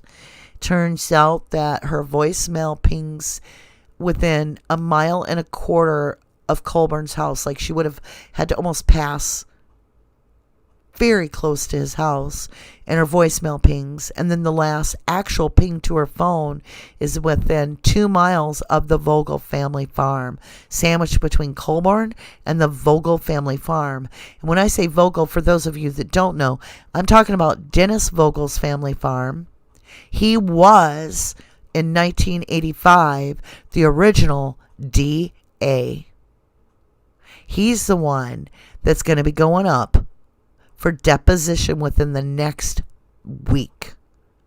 So is Kasurik. And them two are being sued for an unknown godly amount of money. Some say $36 million, but we don't think he would have got all that. But it would have been a large sum of money. And guess who didn't have any insurance to back that up if it was found out that they had done anything negligent? Kasurik and Vogel. So interesting. Leigh Haberty says, I'm pretty sure a retired cop or someone to do with law enforcement has a competing scrapyard with the Averys. Easy to get another Rav, even if it wasn't a perfect match. Interesting. You know, I was thinking the other day, let's just say, for a minute, let's walk the one Rav theory. Okay? Why are all the panels out of her car? You know, all the bolts are pulled out. Panels are just loose. The whole dash has been basically, they've pulled that dash out. They pulled out panels along the whole back end. We're missing all those little plugs that hold those panels nice. We're missing that huge mat that's laying across the back of the RAV. You can still see where it laid on that carpet. Why were they dismantling the RAV? Huh? because somebody took that bad boy apart. And I got to thinking, is it possible that they took the original RAV that had all the bad blood and the real DNA, and that got crushed? And like you said, they go and they put another RAV out there. There's 2 RAV theory. But what if they didn't? If you stick to the 1 RAV theory, what if they pulled all the panels and everything out because they had evidence on it? What if they had it finally detailed, and that took them a day or so before they could get that RAV ready to roll? They may have even had to put new tires on it. If the tire was shot out, they got to make sure all them tires match. Because if they don't match, that might be even worse than just replacing 1 tire. So that could screw up the wheel weights, Maybe there was so much damage to the RAV that they were like, screw it, let's just throw it on the Avery parking lot the best we can. Maybe the way that they got rid of the DNA on the outside was to give it a paint job, cover up the DNA with new fresh paint. I do feel that it's very possible that whoever was, I don't know, it's possible that that's just blood slung out of a vial in the back of the cargo. Maybe it's not even blood at this point, who knows? But if they're slinging it out, did they leave their handprint on that cargo handle when they shut that door? Or is it like Zellner says, is that where they shut the door after they mauled Teresa? I don't know. But if they gave that car a whole new paint job to cover up the DNA, they wouldn't have been able to get their hands on Mystic Teal real quick. I'm not even 100% sure that they'd be able to get that color paint. They would have had to have Toyota in on it. Do they want those records that they're ordering that kind of paint? But yet you got Rob Herman's where they could just put a new coat of paint on there. You got it, right? Would they pull the panels and just use, they couldn't have fixed that sky roof. See, that was the hard part for me, is the sky roof. Because if you've got a sunroof or moon roof, whatever you want to call it, not a lot of RAVs at that time in that area had that. Now, I'm not saying they didn't plan this. They could have planned it and had another one lined up. But right now I'm walking the 1 RAV theory. So that might have been the holdup as to why they needed that. Plus, they want that VIN number over there, right? So if they've got to pull the dashboard out because there's,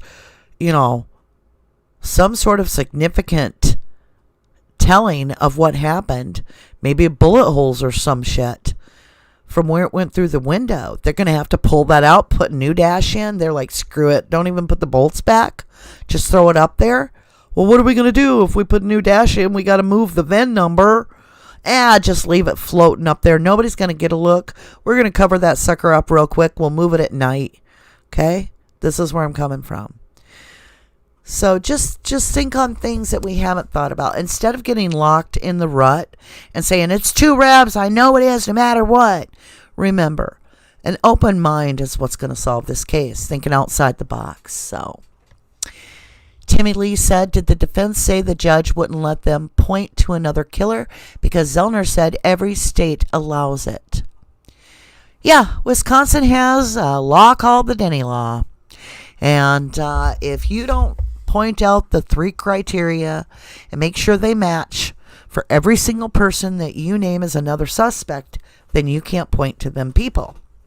So when this occurs, Stephen gets upset and he said, hey, they're not listing any motive why I'm killing this woman, in their charge against me, and I'm innocent. Why do I gotta have a motive for these people? Well, that's a problem because that didn't work for the answer to meet the criteria. And so unfortunately, even though Stephen named several people from Bobby Dassey to Scott Tadich to Andrea Martinez to his brothers, he named basically anybody that had been a guest at the Avery salvage yard, that a customer, he named those people. He made out a huge list, but they would not listen to him because they said, you can't just give us a list. You have to meet the 3 criteria. And one is motive.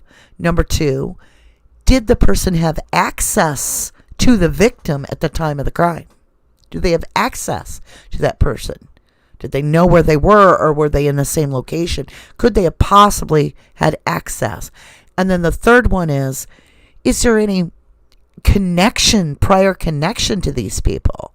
So it became to where, like I said, Stephen didn't really have a motive for her to be killed in the first place. He couldn't even think of a motive for anybody else to kill Teresa, right?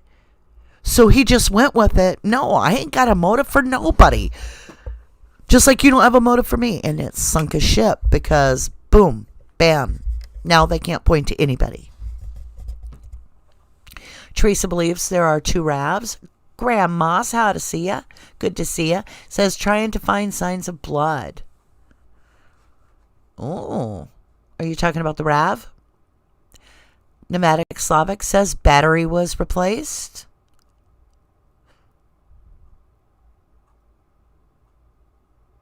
Yes, I was talking about Michael.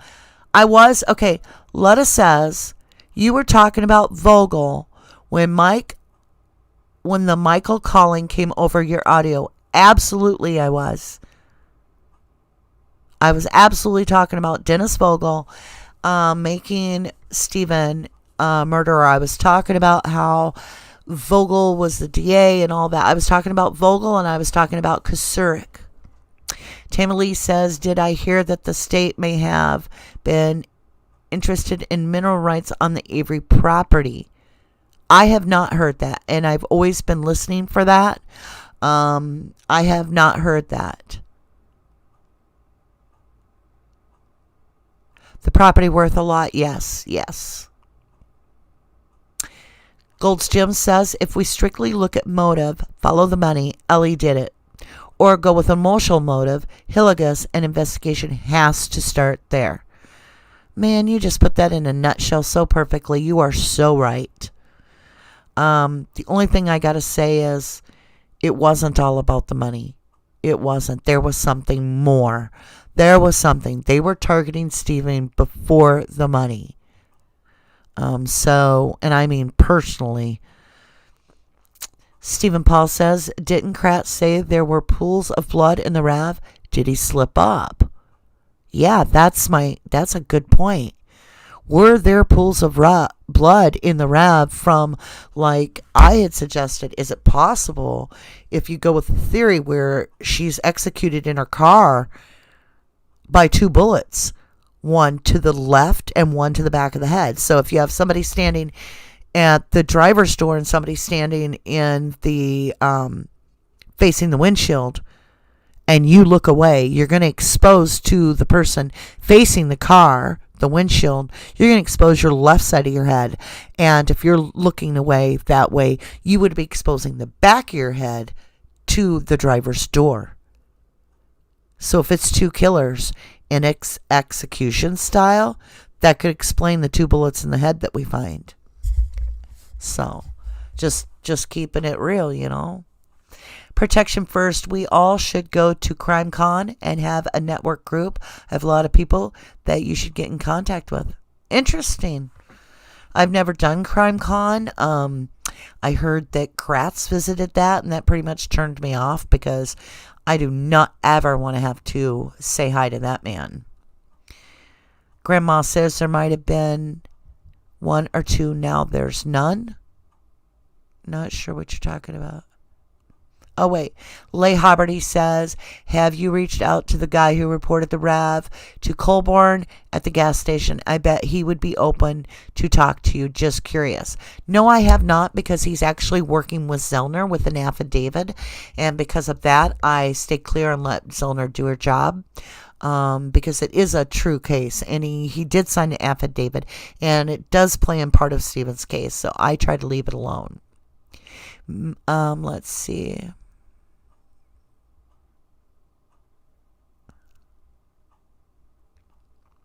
Marilyn says any investigation should start with the closest people and work outwards. True. Very true.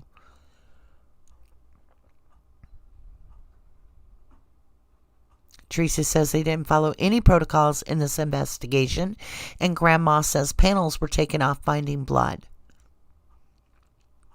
Princefield says Vogel is the one who called off the dogs to further more on Cuss Road. Actually, that was Pogel, Sheriff Pogel. Princefield, sorry. Sheriff Pogel was called, and he denied Lou from going on to Cuss Road because he said it was a crime scene. So, of course, you can't let the crime dog come down here and actually do their job. Goldstem says biggest thing is these officers operate with impunity. They never thought any documentaries would see the light of day. No streaming, no social media really existed. They thought no one would ever notice. I know. Teresa says, yeah, I know it and I love it. They do have to be scared. I agree.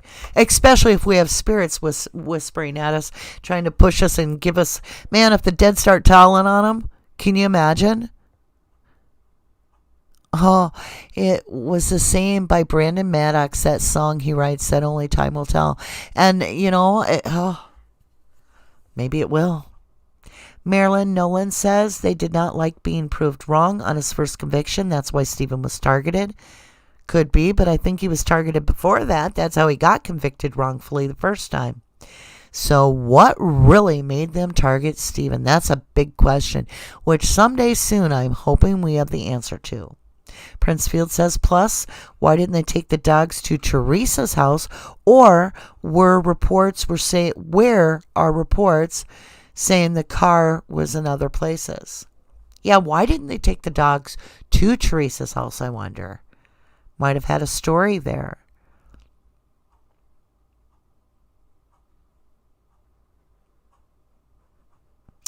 All right, guys. Day planner, she made it home, says Lori Nelson. DJ, so cool. You rock. You got here. I'll tell you what. Let's do a thumbs up if you want to still roll. If you still want to do the live, we can keep going. Otherwise, if a few of you are tired and want to call it good, we can do that too. I'm up for either, but I gotta pee, so we gotta take a break if we're gonna stay on here, because I need tea and I need to pee.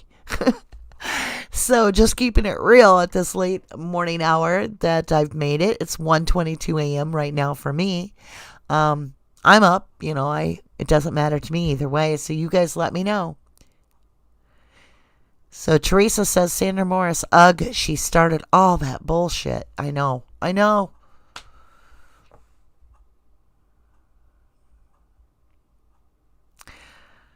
Nomadic Slavic just has a whole bunch of thumbs up, so I'm not sure you want to keep going. Does that mean keep going? Thumbs up if you want to keep going. There we go.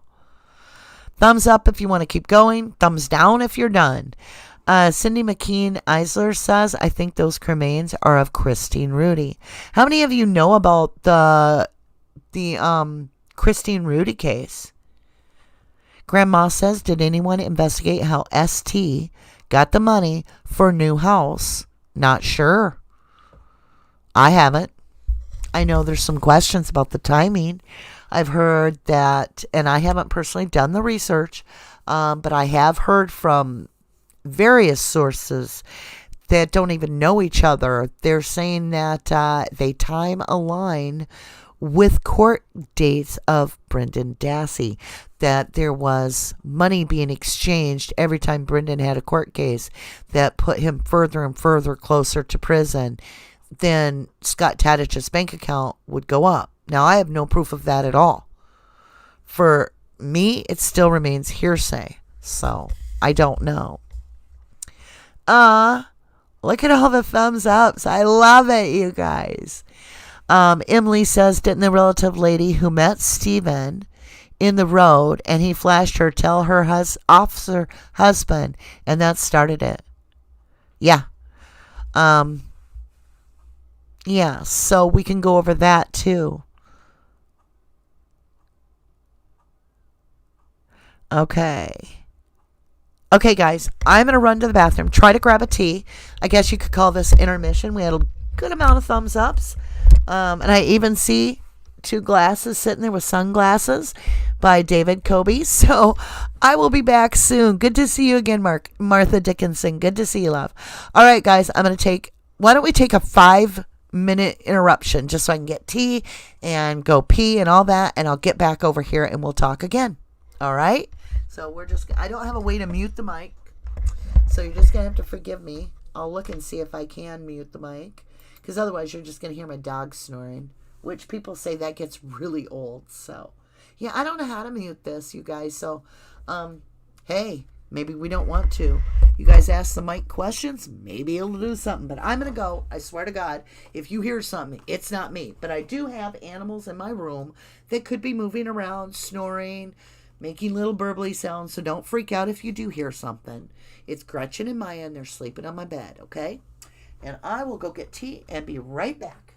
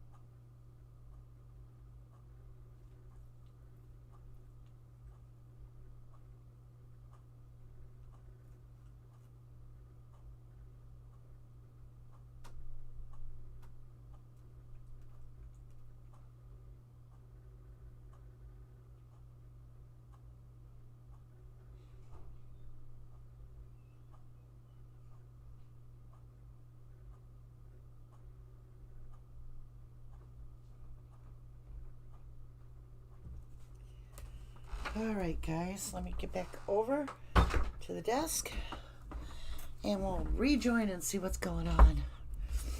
Ooh, I'm a little bit chilly, actually. I'm going to throw my sweater on before we get back on to talking.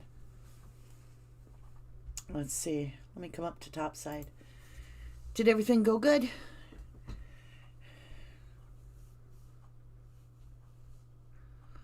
Oh, Nomadic Slavic says. Oh, wait, I got to show my desktop so you guys can see the chat. because he said something. I would freak the heck out for real. He said, wonder how creepy it would be if one day someone just left a little rubber ducky on her computer with a Mike O on it. I would probably move to like Alaska. It would terrify me.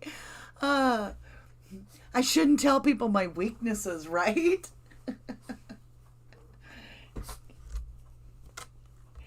Have no fear, Rubber Ducky is now here. Thanks, Nomadic. Joyce thought that was funny. So let's back up a little bit. Tammy Lee says, how would they get rid of all traces of blood if there was only one RAV? That's a great question. If there is one, they probably would have had to take off the panels, which they did. Zellner will get excess. She should check for bleach. Oh, yeah. You know, the thing that you have to think about is this. We see photographs of this RAV, and a lot of times people are like, how come it's like blue in one picture for the cloth part and it's gray in another? And there's so many questions. Did they just replace the seats? Because we know the seats came out of the RAV. They pulled the seats out. Wiegert and Fassbender were there when they did that. So we know the seats can come out. Let's see. Panels were pulled. What if they had a paint job, to cover any DNA? Let's think about it if we had to. Let's say we had, we were car thieves or whatever, and we had to get rid of all traces of a murder that happened in the vehicle, and we want to resell it. One way would be to do that chop shop where they take it into the shop, they give it a quick paint job. You've heard of this in the bigger cities. They totally give it a whole new paint job. They pull panels out, throw other panels on from other places. See, they don't even clean the panels. They may have another RAV, but they just pull the panels off and replace the other panels. Could that explain why we have blue and gray in mixtures? I don't know. I'm just talking with you guys. Teresa Lobinger says they'll never give up the RAV. I think it's gone, or they are gone. Pneumatic says, just don't mistake the T for P. I think you meant don't mistake the P for T. That would be horrific. Okay, Pneumatic says they did destroy other evidence, so it could make sense. They're so good at swapping, They're like professional swappers in everything they do. Kimmy Monster made it. Woo, woo, woo. She says, undercoating, not shifting.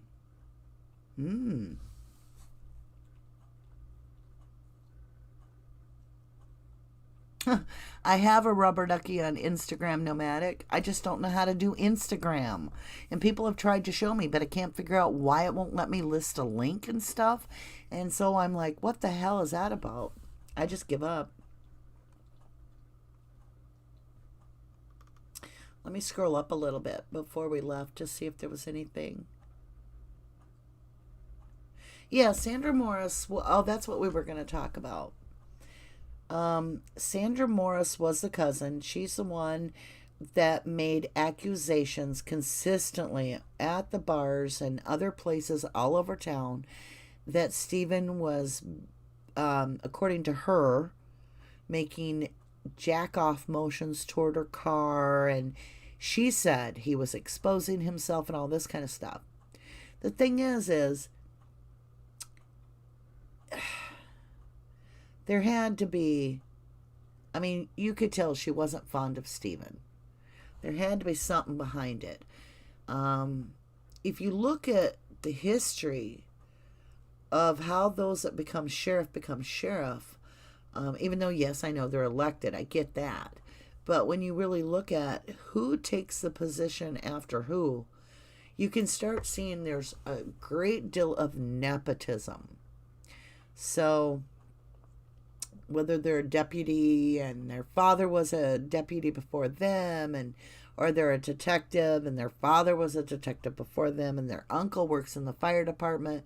And yeah, it just gets really crazy. We see a lot of people in the area remarrying into the same families. It's very strange. It's very strange. It almost reminds me, we've got beer and brats, we've got Green Bay Packers, and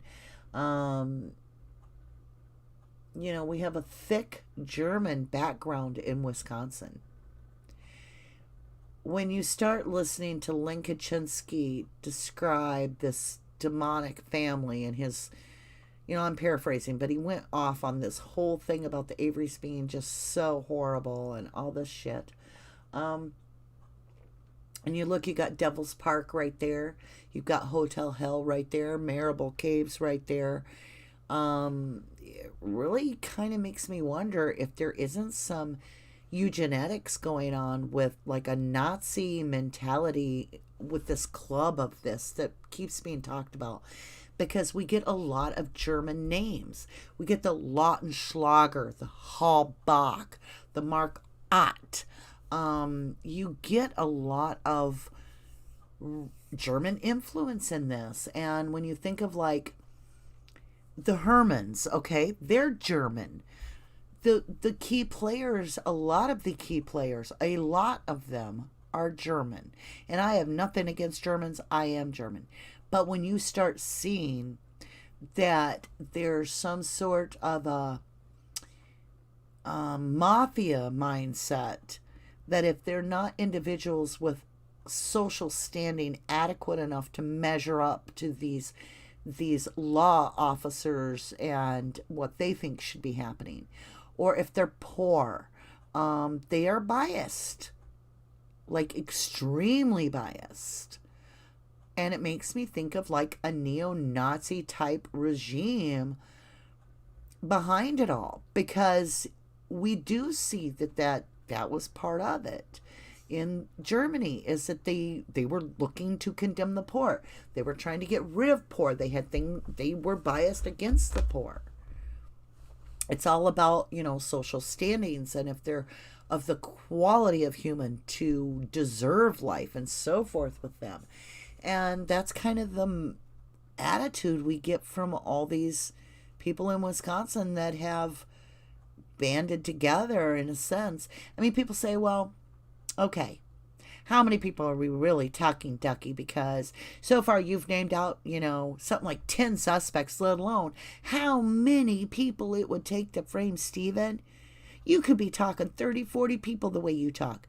Hey, the depositions in 2005, well, actually from 2004 to 2005, there was over 36 depositions of people directly related or had information in the cover-up that kept Steven in prison innocently for 9 extra years, for sure.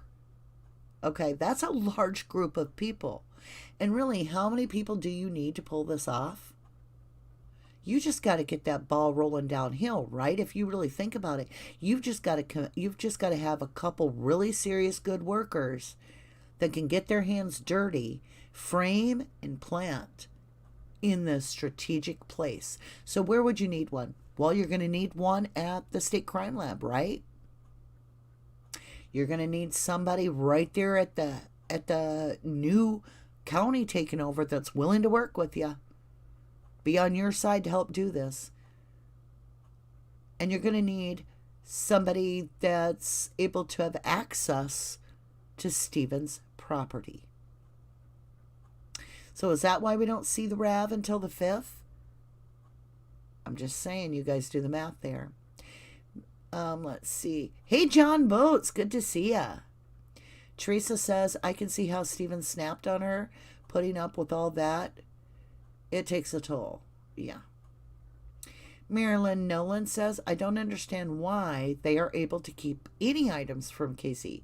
Is there a law that allows them to do this?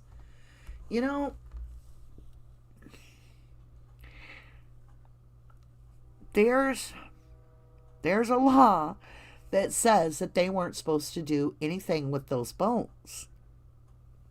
An actual law that says if it's biological material related or used in the case against someone that is now incarcerated, that biological material must be retained for future proceedings for their access to post-conviction relief. That's a law. Oh, hate to break your heart, but Norm Gahn helped make that law. And I hate to break your heart any further that Norm Gahn turned around and had his hand in this when those bones were given back to the Hall box. So, is there laws that say you can't do this stuff? Yep. Did it stop them? Nope. It didn't. And it's just extremely frustrating. Pneumatic said a lot of shady crap happens in them small counties, especially down south. Tracy Bowman says, yes, RD, this is what I think. There's more to this than Sandra Morris. I do too. John Boat, she talked about the Sikiki note yet? No, I haven't. I know some people saw it as yes, it could be. Some people thought no, that it was Sikiki, not Siket. I just really want us not to lock in that it says Sikiki when those letters look like a 5-year-old wrote them. We need to really pay attention. And when you're getting like the T in burnt or whatever that word was, and then you look at the Y, it's similar. It's really close. Prince Field says, I think Colborne sent that Sikiki note to verify the job was done. See, some people do feel that way. Kimmy Monster says, I've said this before, Ducky. They did this to white men. What about others? Oh my God, Kimmy. You know, there was this African American that came online one time, and he actually opened my eyes so much. This was actually a couple years ago. And he said, you know, you guys are in so much shock over this Avery case. If you only knew what Black Americans have been through all these years, they treated Stephen basically like he was one of us, one of the Black people, is what this person said. And I really thought about it and I was like, oh my God, that really puts things in perspective. It's nothing new to the Black community or to minority communities. It just so happens this happened to be a white person, and I do believe that. But horrendous things happened, like that gentleman that we just heard about that was in prison for 37 years till DNA absolutely proved he could not have been the person that did the crime. He went on American's Got Talent and he sang incredible. He made me bawl. I mean, his singing moved my heart in such a way that I needed a pillow to just sob in, because I felt the passion and the pain, and it just was overwhelming. Grandma says, possible response from the state. We gave away the bones so KZ cannot test them. We don't want KZ to have the RAV4 because she will find evidence of planting the CD. It's not off Bobby's computer. You know, I've thought that a lot about Bobby's computer, but somebody brought this up. If they were planning on, there's a truth train. Listen how slow it's going. Holy crap. It sounds like the train horn's stuck, doesn't it? I wonder if it's because we've had such horrible storms and trees are down all over, so they're going really slow to make sure that they don't hit trees or something. That was a long train horn.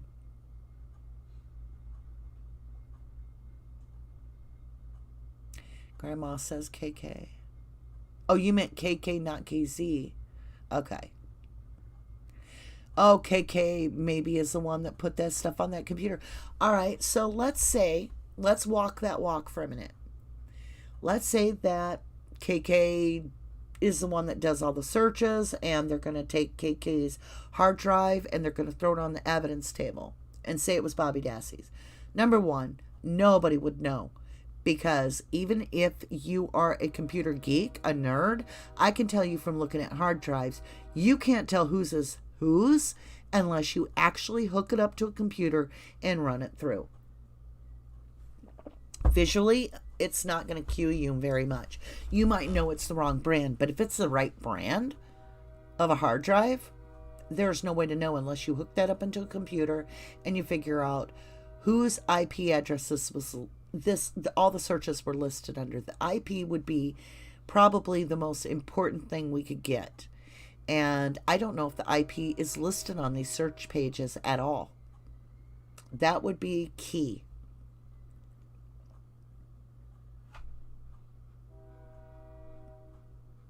Kimmy Monster says, I've volunteered in jails in Canada.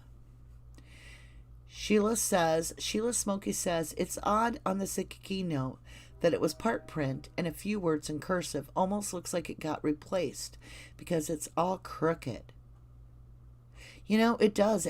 If you look at it too, at the top of it, there's like unfinished marks, like something got whited out or erased and left remnants of the letters at the top, but then they wrote the part about the body being burned over it. Like words got changed. Like what if the original note, I'm just throwing stuff out there. What if the original note said body was cremated, right? And then somebody's like, wait a minute, let's change that up, because we can't leave this note telling us that the job was done the way it is, or we'll let everybody know. Let's wipe that out and we'll write the body was burned in a smelter, put hot heat on Scott Tadich, so that nobody thinks of crematory. I don't know. Is it a redirect, a misdirect? The Innocent Files. Have I watched The Innocent Files? I can't remember. I tried watching one. The one woman that says she talks to the dead, I watched that after this EVP thing we found on our channel. She scared me to death because she's talking about such scary stuff. I do not want that talent. I would not be able to deal with that. I don't want to even imagine if she's being honest and she really can talk to the dead. I would want her to come on this case and see if she couldn't talk to Teresa, if she really can do that. But she always comes up with these horrific stories about things attached to people's spines, and it's just almost too much for me to digest. I'm like, I don't even want to know about this stuff. So I don't know what that show is called, maybe Dead Files or something. I've watched a few episodes, but it's very intense and scares the hell out of me. Bean Green, how are you? Says, I'm listening a bit behind time because Zellner will want to save some info to bring up later should the evidence she's mentioned already fails. Interesting.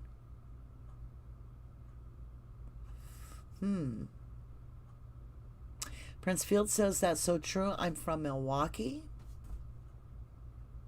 He's talking about the hatred. Kimmy Monster says, the note seemed like it was added two people adding their parts to the list maybe. What if they didn't do it together? Oh, Emily says, that's what a tornado sounds like, train coming. Well, this is really a train, I promise. It's right outside, I can see it, so we're good, we're good. Kimmy Monster's talking about the two people. So if we're talking about the sticky note, is it possible, like Kimmy said, that it's two people writing it? And were they writing it together? Or if it is two people, was it the first person writes the whole note, a second person comes along and alters the note by whiting out some of the words and putting cursive words in those spots?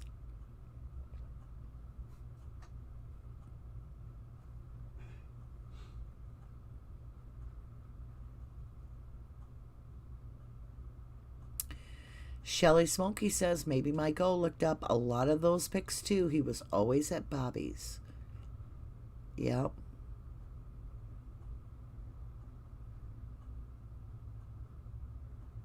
Tammy Lee says, if Stephen gets a new trial, where will it be held? That is a huge question.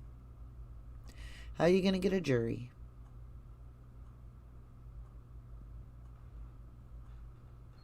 John Boat says, I still say the cursive is in German. And the Germans do use, because I looked it up after I heard John talked about this, they have 3 other letters. Okay, it's like a weird I, A, and a U, I think. I could be off, but there's like 3 extra letters. Otherwise, they use the letters in our alphabet, the English alphabet. The difference is they're written slightly off. What if it didn't say smelter or crematory? What if it said where the body was burnt up? What if it was a German guy? What if the German guy sent it in saying, hey, sheriff, body's burnt, you know? That's creepy.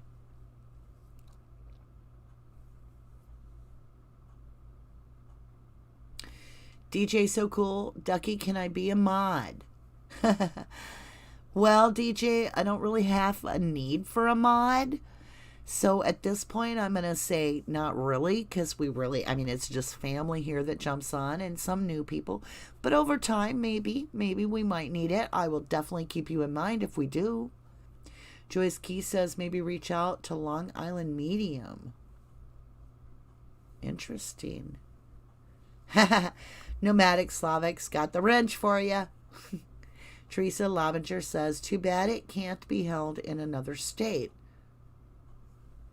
Yeah, I don't know if we get a new trial, will it even have a jury, or is it just a judge? Because that's not going to work for me unless the judge is really fair. And when in Wisconsin have I ever had anybody say, hey, you should hear about this judge?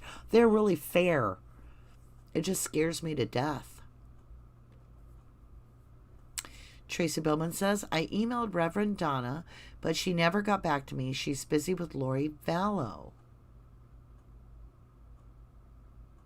If you guys want to talk about the Lori Vallow case, drop it right here, because I've been watching everything I can on that. These kids have been missing. That mother has me so freaked out, and the stuff that's coming out and the stuff she has said to her family. And then they took that trip all the way up to Yellowstone Park. That's just floors me. Grandma says, hands up if you would still support Stephen if he was black. My hands up, guys, 100%.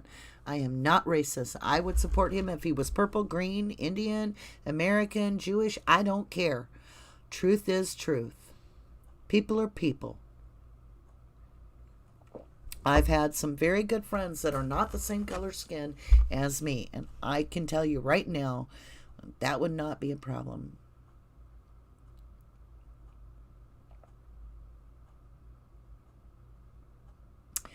Emily says, Tracy, I'm glad you can email her. She is good. Everybody's got their thumbs up, basically. Let's see here.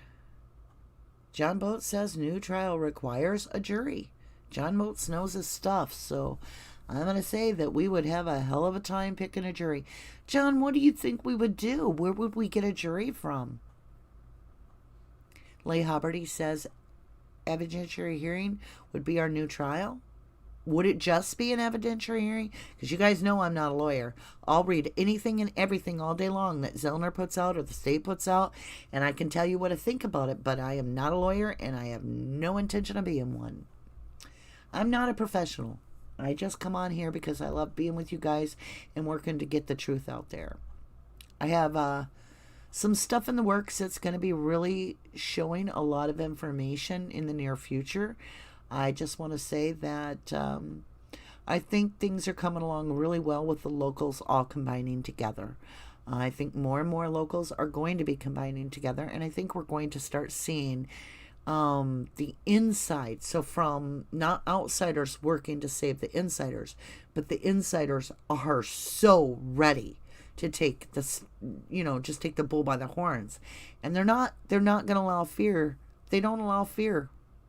I thought, I was worried about them. I'm like, oh my God, you're getting on here. You're talking about things. I hope everything's going okay. I hope you're safe and so forth. And so far, they're all safe, and they've gotten stronger and stronger and stronger, and they've started gathering together in such a way that is just beautiful. Every time I talk to them, there's another one. And so the group is getting a good backbone. Even just a few of the members are such strong people. And then to get the next strong ones to add on to that part of the group, it's quite shocking that they all share the same stories, even though it's a different victim. It's the same criminals. And I say criminals, meaning law enforcement that are corrupt, doing the same bullshit to these people. It's just crazy. Let's see here. Nomadic Slavic says, all state charges, so we'll be in Wisconsin. Best case, be in Milwaukee County.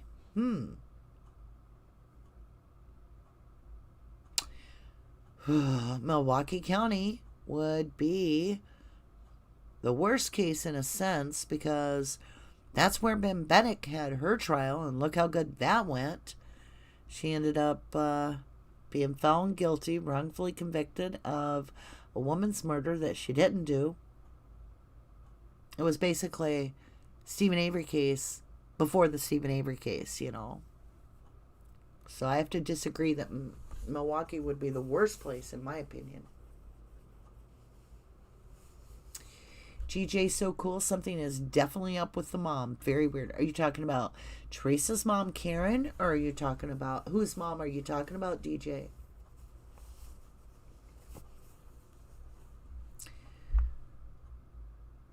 Prince Field says, I love all race. I'm black as well.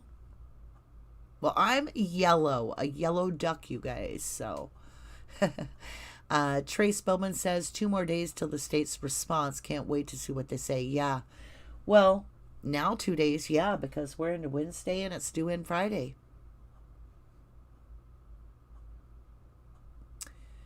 Kimmy Monster says I was a baker at a donut shop, so I loved my Ellie here. Did they really eat all the donuts? Do they really do that? Or is that something you see on TV? Are they really into donuts?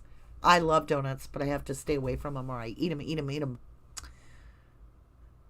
True Native says, anybody know how Essay's parents are coping? I know for a few months, I ask as well. I know they are going through it.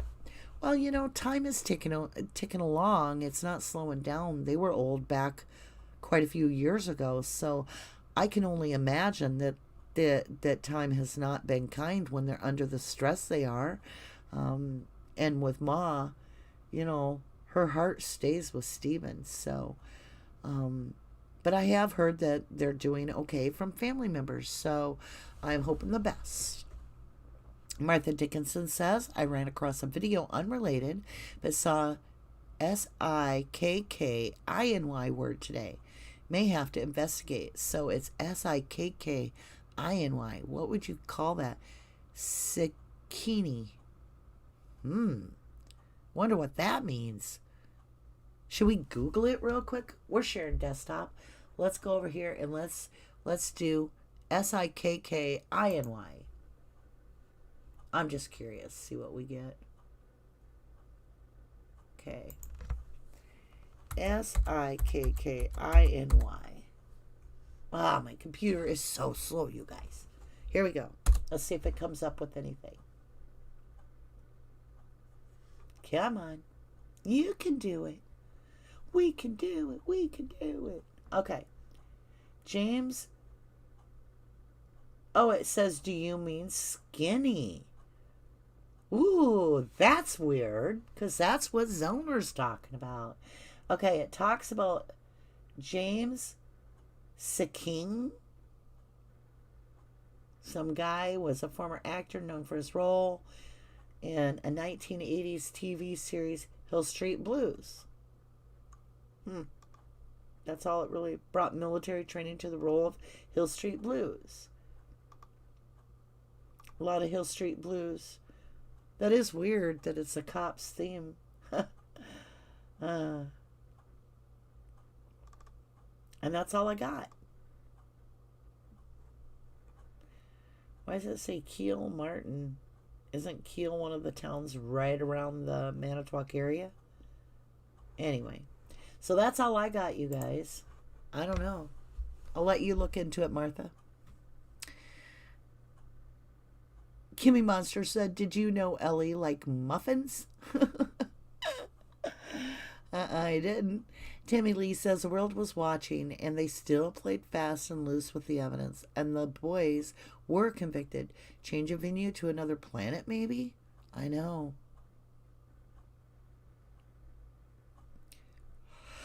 Sorry, guys. It's 2 a.m.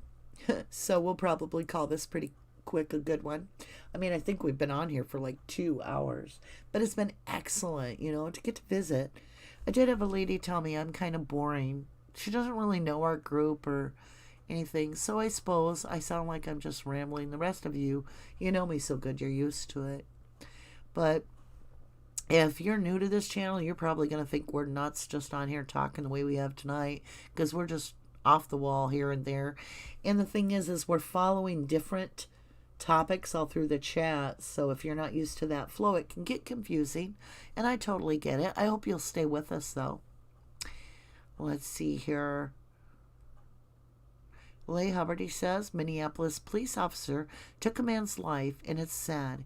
It's not just Manitowoc, and it's scary. I agree. It's not just Manitowoc.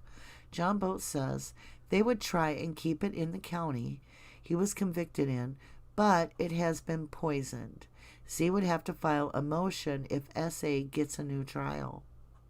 Okay, that's good to know.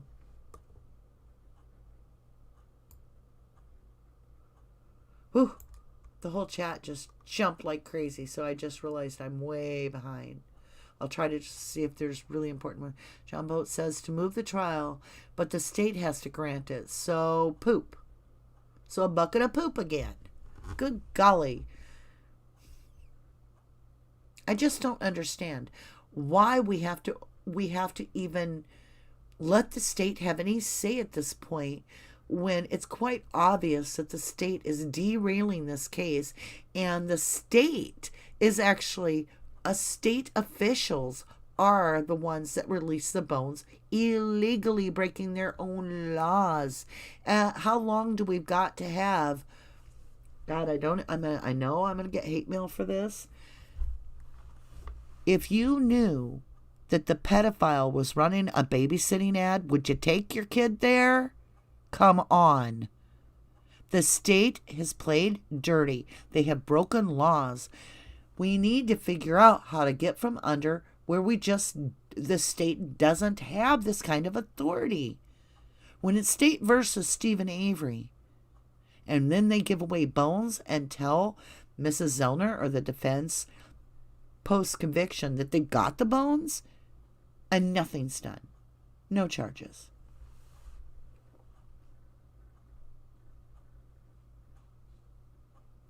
Emily says, yes, you have been on this case from the start a long time. I know for certain to check on your info first, and I always get truth and updates. I do tell the truth. I stick to this. Let's see.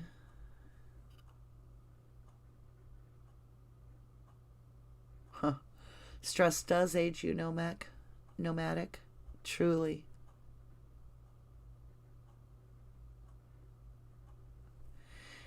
Julian Dyer, good to see you, says, when TH was reported missing on the news, 11/4, why was SA interviewed and not the other people who had Auto Trader ads? Because they were targeting Stephen, honestly. It was planned in my book.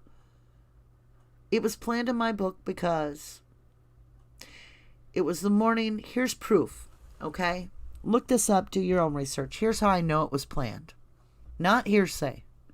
Okay, so Peg Lautenschlager was our Attorney General for the state of Wisconsin. She seized the Avery Task Force bill away from Stephen, took his name off, removed his name early in the day on October 31st. before Teresa had even went to take a picture of that van, Stevens Avery's name got removed from that bill, and Peg Lautenschlager took control of the committee, releasing people that were volunteers, telling them she didn't need them anymore. And she put her own state authorities on that bill and renamed it, removing Avery's name. Yet, somewhere around 4 to 6 weeks later, Peg L and the other law officials made the statement that the reason that the Avery name got removed from the Avery Task Force bill was because out of respect for the Halbach grieving family. Grieving before she was even dead, like Mike Halbach, the brother?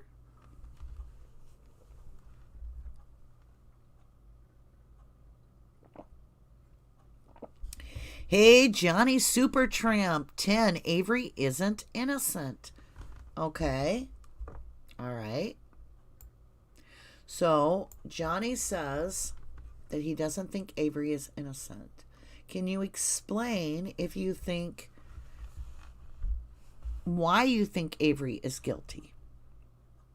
I mean, you weren't rude. You didn't call anybody names or anything. So, as long as you behave respectful, we welcome guilters to come in and try to plead their case. We'll listen to you for a little bit. Now, we've been on for a couple hours, so we're going to be closing this feed very soon. So you need to get on it, Johnny Supertramp 10, and tell us what's going on so we can actually talk with you. Nomadic Slavic says, explain your facts, Johnny. See, we got good people willing to listen to you. So Johnny Supertramp 10 says torturing animals is a huge red flag. No, hold on, DJ So Cool. They're not necessarily in the wrong chat. We welcome people to come in and talking. All right. So first of all, Johnny, have you done your actual fact checking? Because Stephen did not kill the cat. Stephen did not throw a cat into the fire. Stephen actually did put oil on the cat. There's no doubt he did. He admitted to that fully. But the other guy, a friend of his, was in trouble with the law already and could not afford to have another charge. So Stephen took the rap. But the truth is, we do have knowledge, and you can check it yourself. Stephen never killed that cat. Another guy did. And I don't support killing animals. Unfortunately, if you're judging someone off of killing an animal for no good reason, whether it's hunting squirrels or whether it's killing pigeons or whatever your thing is, as psychopaths, unfortunately, this world is packed with them in these farm communities because they'll just go target shooting for pigeons. I've seen it. I've heard of it. Unfortunately, we've saved animals that have been put in plastic bags and thrown on the side of the road. Little baby kittens and stuff. Just breaks your heart. Hell, I was on a live when we found lost dogs, people that didn't even seem to care their dogs were miles from their home on a hot day and lost and everything. They were like, oh yeah, our dogs are back. I don't know. For me, my fur babies live in my house and I'm very attached. They're like my children. So I find it just very hard to accept that major amounts of people on this planet don't always feel the same way about animals that I do. I'm always shocked, but yeah, he didn't. Oh, okay. So lighting a cat on fire is a serial killer trademark, but Stephen did not light the cat on fire, Johnny. Someone else did that. So are you, hey, good night, Leigh Haberty. Good, thank you so much for joining us. See you Saturday. Johnny, Supertramp, you need to go back and actually make sure you're checking your facts, because if you're judging it on the cat, this has been beat to death and it's not going to hold much water for you. And I'm pretty sure Avery was framed. So now Johnny says, I think Avery was framed. I'm confused. So Johnny Supertramp says, I think Avery was framed, but the cat incident is alarming. I agree. I will give you that. I think the cat incident is alarming. Anytime you get a bunch of drunks together, they do horrific things sometimes. I've heard of women getting raped. They need to be punished for it, and Stephen was. But he didn't light the cat on fire. He wasn't the one that did that. And he owned up to it, as Kimmy Monster points out, immediately. Dank Grows UK, how you doing? He says fox hunting is UK is terrible. It's illegal, but the rich still get away with it yearly. That's what I'm talking about. People don't always treat animals the way all of the compassionate people expect them to, and it is heartbreaking. But I can't honestly say that it predicts who's a murderer and who's not. I can't say that.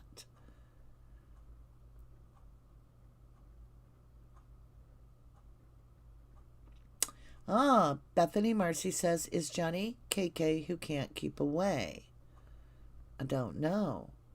KK who can't keep away. Not sure. I know I'm tired of hearing about the cat thing because we've talked about it. We know Stephen wasn't one that lit the cat on fire, nor was he one that threw the cat in the fire. So if you start saying that says that that's a psychopath that would do that, then you need to look at the guy that did it, not his person that's there. And they're all drunk, which is absolutely, they probably don't know what they're doing. Yeah, what's your point, Johnny? John Boats wants to know, and so do I. Okay, it's obvious Avery was framed. Good point. Get a life, girlfriend. Who you talking to, Johnny? It's about justice, not the man, is what John's saying. I agree. So, Johnny, who are you saying get a life girlfriend to? Well, Johnny, you're welcome to stay in the group as long as you continue to be respectful. I have no problem with it. But I will tell you, pretty much been against a whole bunch of guilters in my life. And most of them now are people that are truthers. So a lot of the guilters, there was a handful. There was this one guy that wanted to argue, but he wanted to argue on philosophy and not facts. I can't do that. I'm not a good philosopher. I want to know where the fingerprints were and whose they were. I want to know A23. I want to know all kinds of stuff like that. Not about why somebody may have done this. And I had to walk away from that guilter. I couldn't understand his thinking. He was always trying to play devil's advocate. And I'm like, whatever. DJ So Cool says he's clearly not listening, Artie. There's no change in his mind, sweetie. He doesn't know what he wants to say. Well, I'm kind of interested because can I talk with you on live stream? You sure can. Right here, you're on live stream. You can type away, Johnny. Johnny Supertramp 10 says, I think Avery was framed, but he gave plenty of suspicion due to his psychopathic behavior, i.e. the cat. Boring. Sorry. I'm not going to talk about the cat anymore.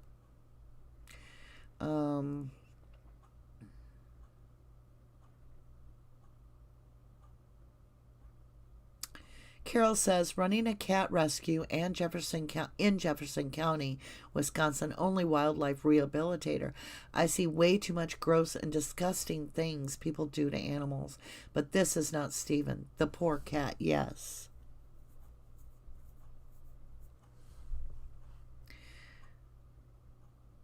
Avery's news interview is suspicious. Okay. How so? What? Explain to us. I mean, we want to know too. Go ahead, take your time, because maybe you just need to discuss it all. You know, I'm not saying that we can change your mind, but at least be open to discussion like you are. Yeah, we'll look at it. Dave Kobe says, look up Mr. Magoo on YouTube, some stuff about the Sikiki letters. that the John Edwards Zodiac Killer left the notes. I have studied Ed Edwards, like, in depth. People say, well, he would be too old and on oxygen. From my understanding, he killed his last victim in 2008. This was 2005. He was big on cryptic notes. That's why a lot of people cling to the Sikiki note when they're talking about Ed Edwards. I know that several people locked in on Ed Edwards being this killer. I have read some of the more serious things that they believe Ed Edwards wrote. Right at 2005, there was some very bizarre postings going on. I saved a lot of them, predicting that something very bad was going to happen. And this individual that was posting was saying clues, and I followed it for quite a while. I do think it was Ed Edwards posting the clues on 2005.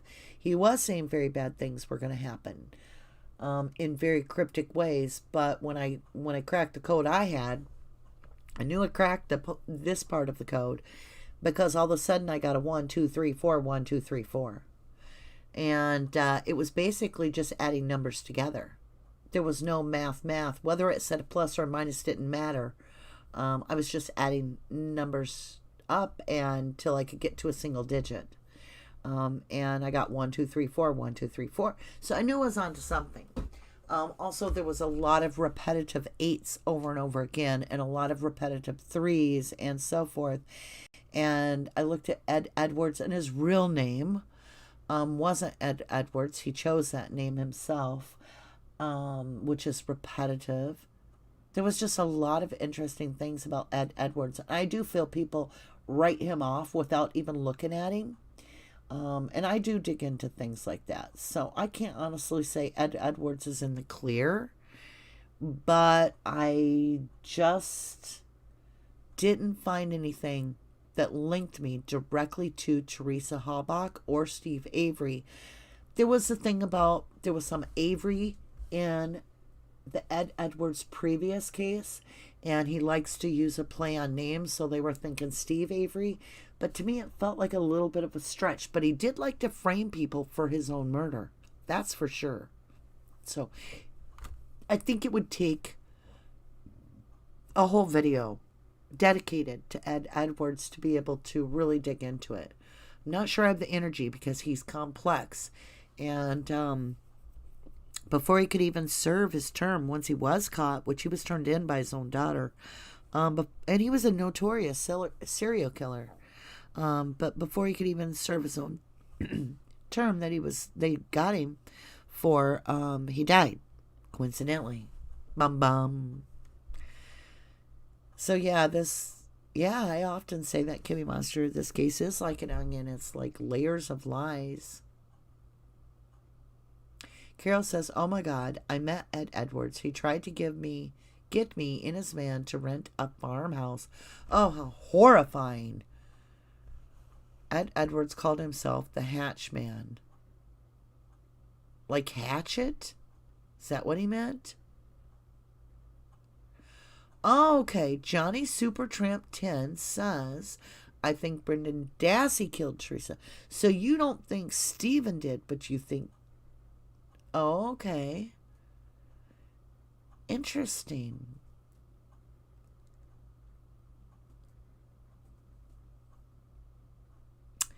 Carol says, Ed Edwards was always in the same fishing area as myself and then boyfriend, now husband. He told me to come along one day and he'd take me to the farmhouse for rent. When we both showed up, he sped off in his van. Thank God you took your husband, Carol, or you'd probably be dead. There's no doubt he really... I mean, it's very complex with Ed Edwards. I got dug into a hole so deep that it was about 3 weeks of an Ed Edwards rabbit hole. And I learned a lot, like how this code that was in 2005 that was on this, I I guess it was like a blog, only random people could comment. It was interesting because he was putting this individual was putting out codes, and when I started cracking the code after the 1234 1234, I got a actual date. Like there it was in front of my mind, and I didn't know what the date meant. And so I just Googled the date because I had come upon it through a mathematical equation, and it turned out to be Ed Edwards' birth date. So we may have to dig into that, even though I honestly, Ed Edwards, I think people have looked at it really good.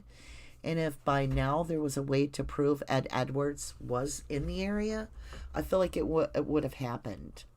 So John Boat says, Ducky, look at Tammy's comment. Thank you. I will scroll up. I gotta find it. Then I always worried I went too far and missed it. So I'll go up a little bit further.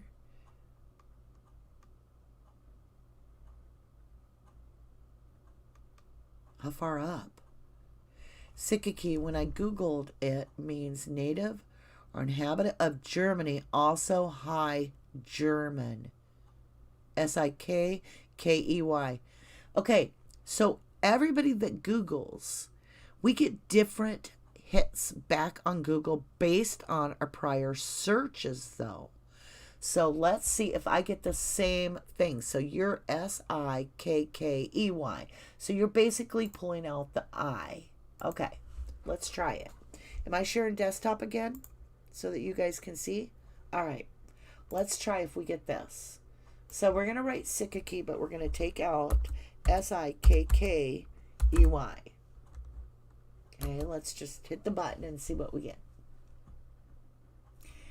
I get website Coyote Sikiki, which is a crime television series that aired. Okay, it was premiered in 2011, so that's not it. It has nothing to do with it. That's what the first ones are. Look at, that's all I get. All the way. So if we go to page 2. Yeah, that's all I get is Coyote Sikiki. Coyote Sikiki. Let's try page 3. Here I get something. GitHub says 7 mercenary on GitHub. I have no idea. Sikki, Instagram photos and videos. There's somebody out there on Instagram there. Again, we're back into the Cody. See Sikki on Spotify. Listen to Sikki now. Listen to Sikki in full in Spotify. Still nothing. What is this? Again, Coyote.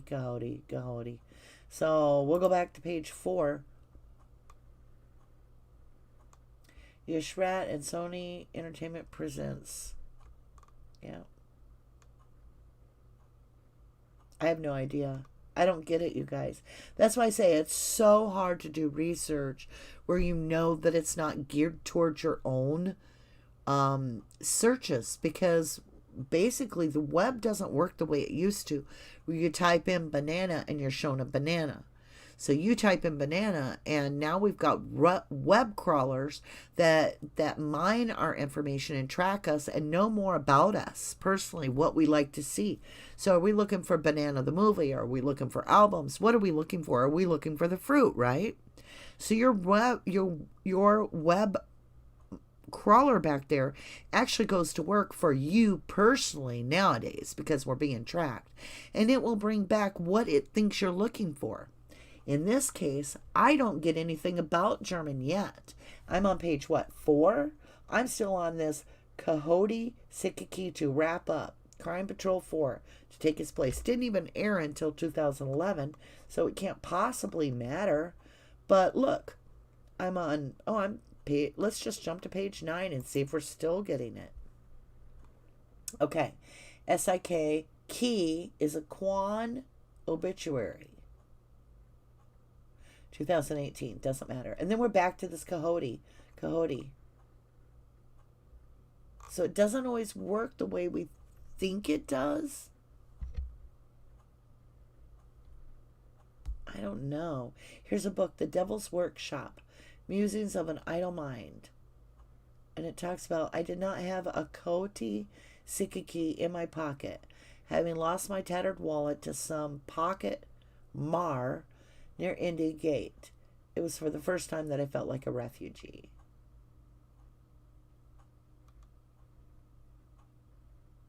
I don't know, you guys. So I'll come back up to topside. It didn't pan out for me. It's hard because, like I said, everybody's search engines are more geared to be more specific for what we're looking for. Or maybe they're geared to show us not, what they don't want us to see. They won't show us. Being Green says, at Dank Grows UK, I know, I'm wondering about that. All gone quiet. What are you talking about now? Dank Grows. Let's scroll up. Anyone know if convicting a murderer is actually even ever going to happen? Or is it just KK trying to hide his corruption? Yeah, I haven't heard where it went. Excuse me. Ugh. I'm going to get off here pretty quick. It's about 2:25, so we'll go about 5 more minutes, and then we're going to call it good. I want to thank all of you for just coming to kind of ring in my birthday with me, and let me unwind with that stressful day of having a tornado and then a follow-up storm that was absolutely terrifying, and knowing that me and the kids are all safe and fine. It just felt like we were spared, and there must be a reason, So DJ So Cool, I'm with RD. It's all about the facts. Who cares who says what about who or who did what? It's about the truth and facts. I agree. I do. Let's see. Teresa Lobinger says Avery's interviews were all consistent. He looks genuinely sad and truthful and upset the police are after him again. His story never changed. Liars change stories. Or liars' stories change. True. Johnny Supertramp again says the interview he gave at the cabin is interesting. Okay. He says, I am not an enemy. Okay. I'm questioning everything. Johnny, I like people that question everything. Because that's what we need is critical thinkers. And I do respect that you're very respectful to us as well. And you're very welcome here. The fact that you do not believe in the innocence just means that I have to work harder to prove that there's that much corruption. I mean, really, it appears to me, because of the way you're wording things, that it's possible that you're newer to this case and you're not sure where you stand. So, give us time to work with you and share information. I know, especially if you're watching the one up in the cabin, you got to remember, Stephen's mind had to be reeling because he just got done being wrongfully convicted 18 years. And now by this corrupt law enforcement, and now he is up at Crivets, and his entire property and his family property is in those corrupt officers' hands. And he outright tells you what he's afraid of. He's dead right honest, and he says, I'm terrified. They're going to plant something. They're going to frame me again. I'm terrified. And he was right.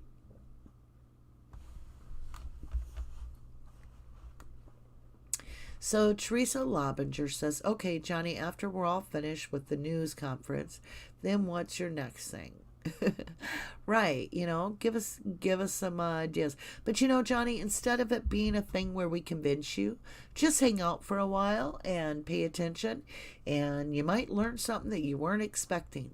Just give us a chance like you're doing. We appreciate that, because in order for us to win this case, we kind of have to convince even those people that believe Stephen is guilty. We need to get them to see the actual evidence, and that just contributes to more and more truthers. So it's worth the time, especially if they're being very respectful. Okay. And everybody does have the right to their own opinion. Some people do believe Stephen's guilty, but they feel Brendan is innocent. There are those that feel Brendan is guilty and Stephen is innocent. But we have to just understand that we can't hate people for their opinion, even if it's different from our own. We have to accept everybody is allowed to share their opinion, as long as it's respectful and not hurting the free will of someone else, you know?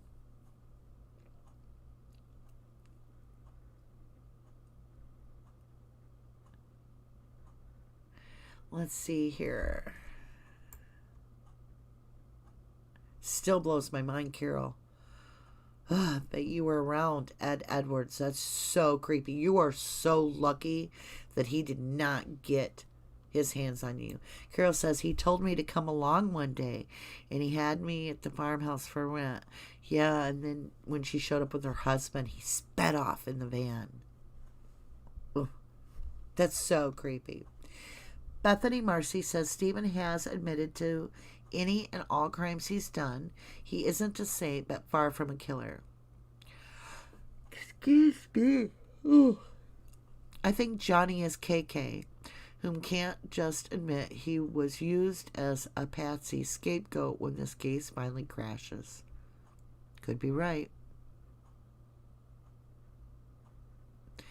Johnny Supertramp says I'm 100% Kathleen. You're for her? Okay. There you go, Martha. Got that shown for you. I thought somebody else had something that said share or whatever. All right, guys. Thank you so much. We've gone about a minute longer. I mean, after you've gone for 2.5 hours, what does it matter, right? Hey, you guys are just so easy to talk to. Carol makes the point, Brendan killed her? With a question mark. No, he faints at the sight of blood. And that is true. Brendan cannot see blood. He would not harm a fly. So I can't go with it. I'm sorry. But I do respect, I respect Johnny for coming on and not slinging all kinds of slop, but actually just making some statements. Feel free to come back, Johnny. Like I said, everybody that treats each other respectful, you can have a different opinion and it isn't going to bother us a bit. We're still going to do our thing. Will I focus on everything you say? I can't. I haven't got time because we're too busy working on actual rabbit holes than to go over like why we knew the cat wasn't a thing and, you know, for Stephen, because he wasn't the one that burnt the cat. So who are you telling to shut up, Johnny? Oh my God, shut up. Brendan killed her. The whole family is weird. Okay, you can't be telling people to shut up. It's not very nice. And I hate to end the show by me, you know, treating you nice and respectful, but then you get all ugly at my people. Well, Johnny,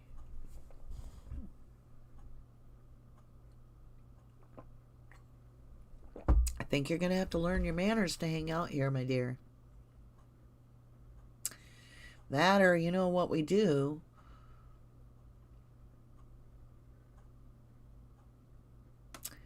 What we do is we give, for the night, we give DJ the ability as a mod to kick you out. So I would suggest you not be ugly because DJ is chomping at the bit. And I said we never get trolls, you know, we don't need a moderator, but if we do, then I'll make DJ a moderator. And then bam, we get a troll. Isn't that weird? May have to make DJ a moderator just so he can kick your butt, I guess. Because you got to be nice here. You got to be nice, Johnny. It will take law enforcement some time to prove it. Really, Johnny? I don't think you understand how long we've been in this case, so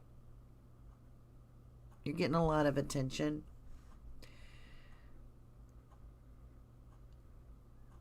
What's going on in Minneapolis?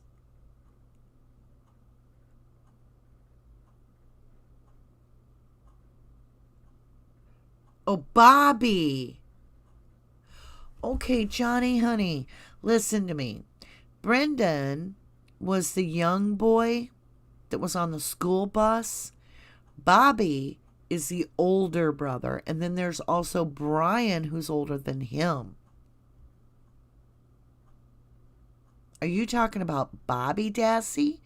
The 19-year-old, maybe, Johnny? See, I'm wondering if you're just too new to it and you might not know all the names. And law enforcement isn't planning on proving it. Thank you, Johnny. All right, guys. I think Johnny's just getting his names mixed up a little bit is all. I think he needs some time. I think he's newer to the thing. He says he loves our channel. He loves our dedication. He's telling us God bless us. So I think he just doesn't know, exactly who everybody is in the case. But with that being said, I mean, hats off to you guys. Amazing. I'm wanting to know. I'm wanting to know what happened. DJ, I'm not going to show that, sweetie. I'm sorry. I know you're just being protective, but let's not. Let's just try to mind our manners and realize when some people don't know exactly who everybody is in the case. Maybe they're newer to the case.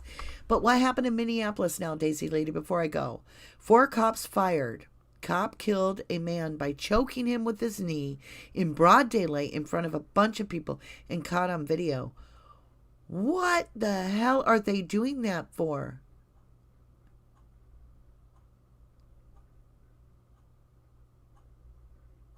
Have a good night, Johnny Supertramp. You take care of yourself. Okay, I'm going to have to check out what Daisy Lady's talking about. That cop best go to prison, Teresa says. God bless you, Johnny. Have a good night. Yeah. All right, guys. So much for coming on and just having a boring little chat. It's been quite interesting to me. I know not everybody digs our chats, but I sure the heck do. And you guys made me feel so much better getting to vent about that storm and getting to talk about Avery things and getting me a little bit more tired so I can lay down and actually get a night's sleep because I got to work tomorrow. So I want to say thank you from the bottom of my heart. Much love to all of you guys. And peace out, guys. Peace out. Be well. Thanks for all the happy birthday things. Thank you so much. Have a good night and see you soon.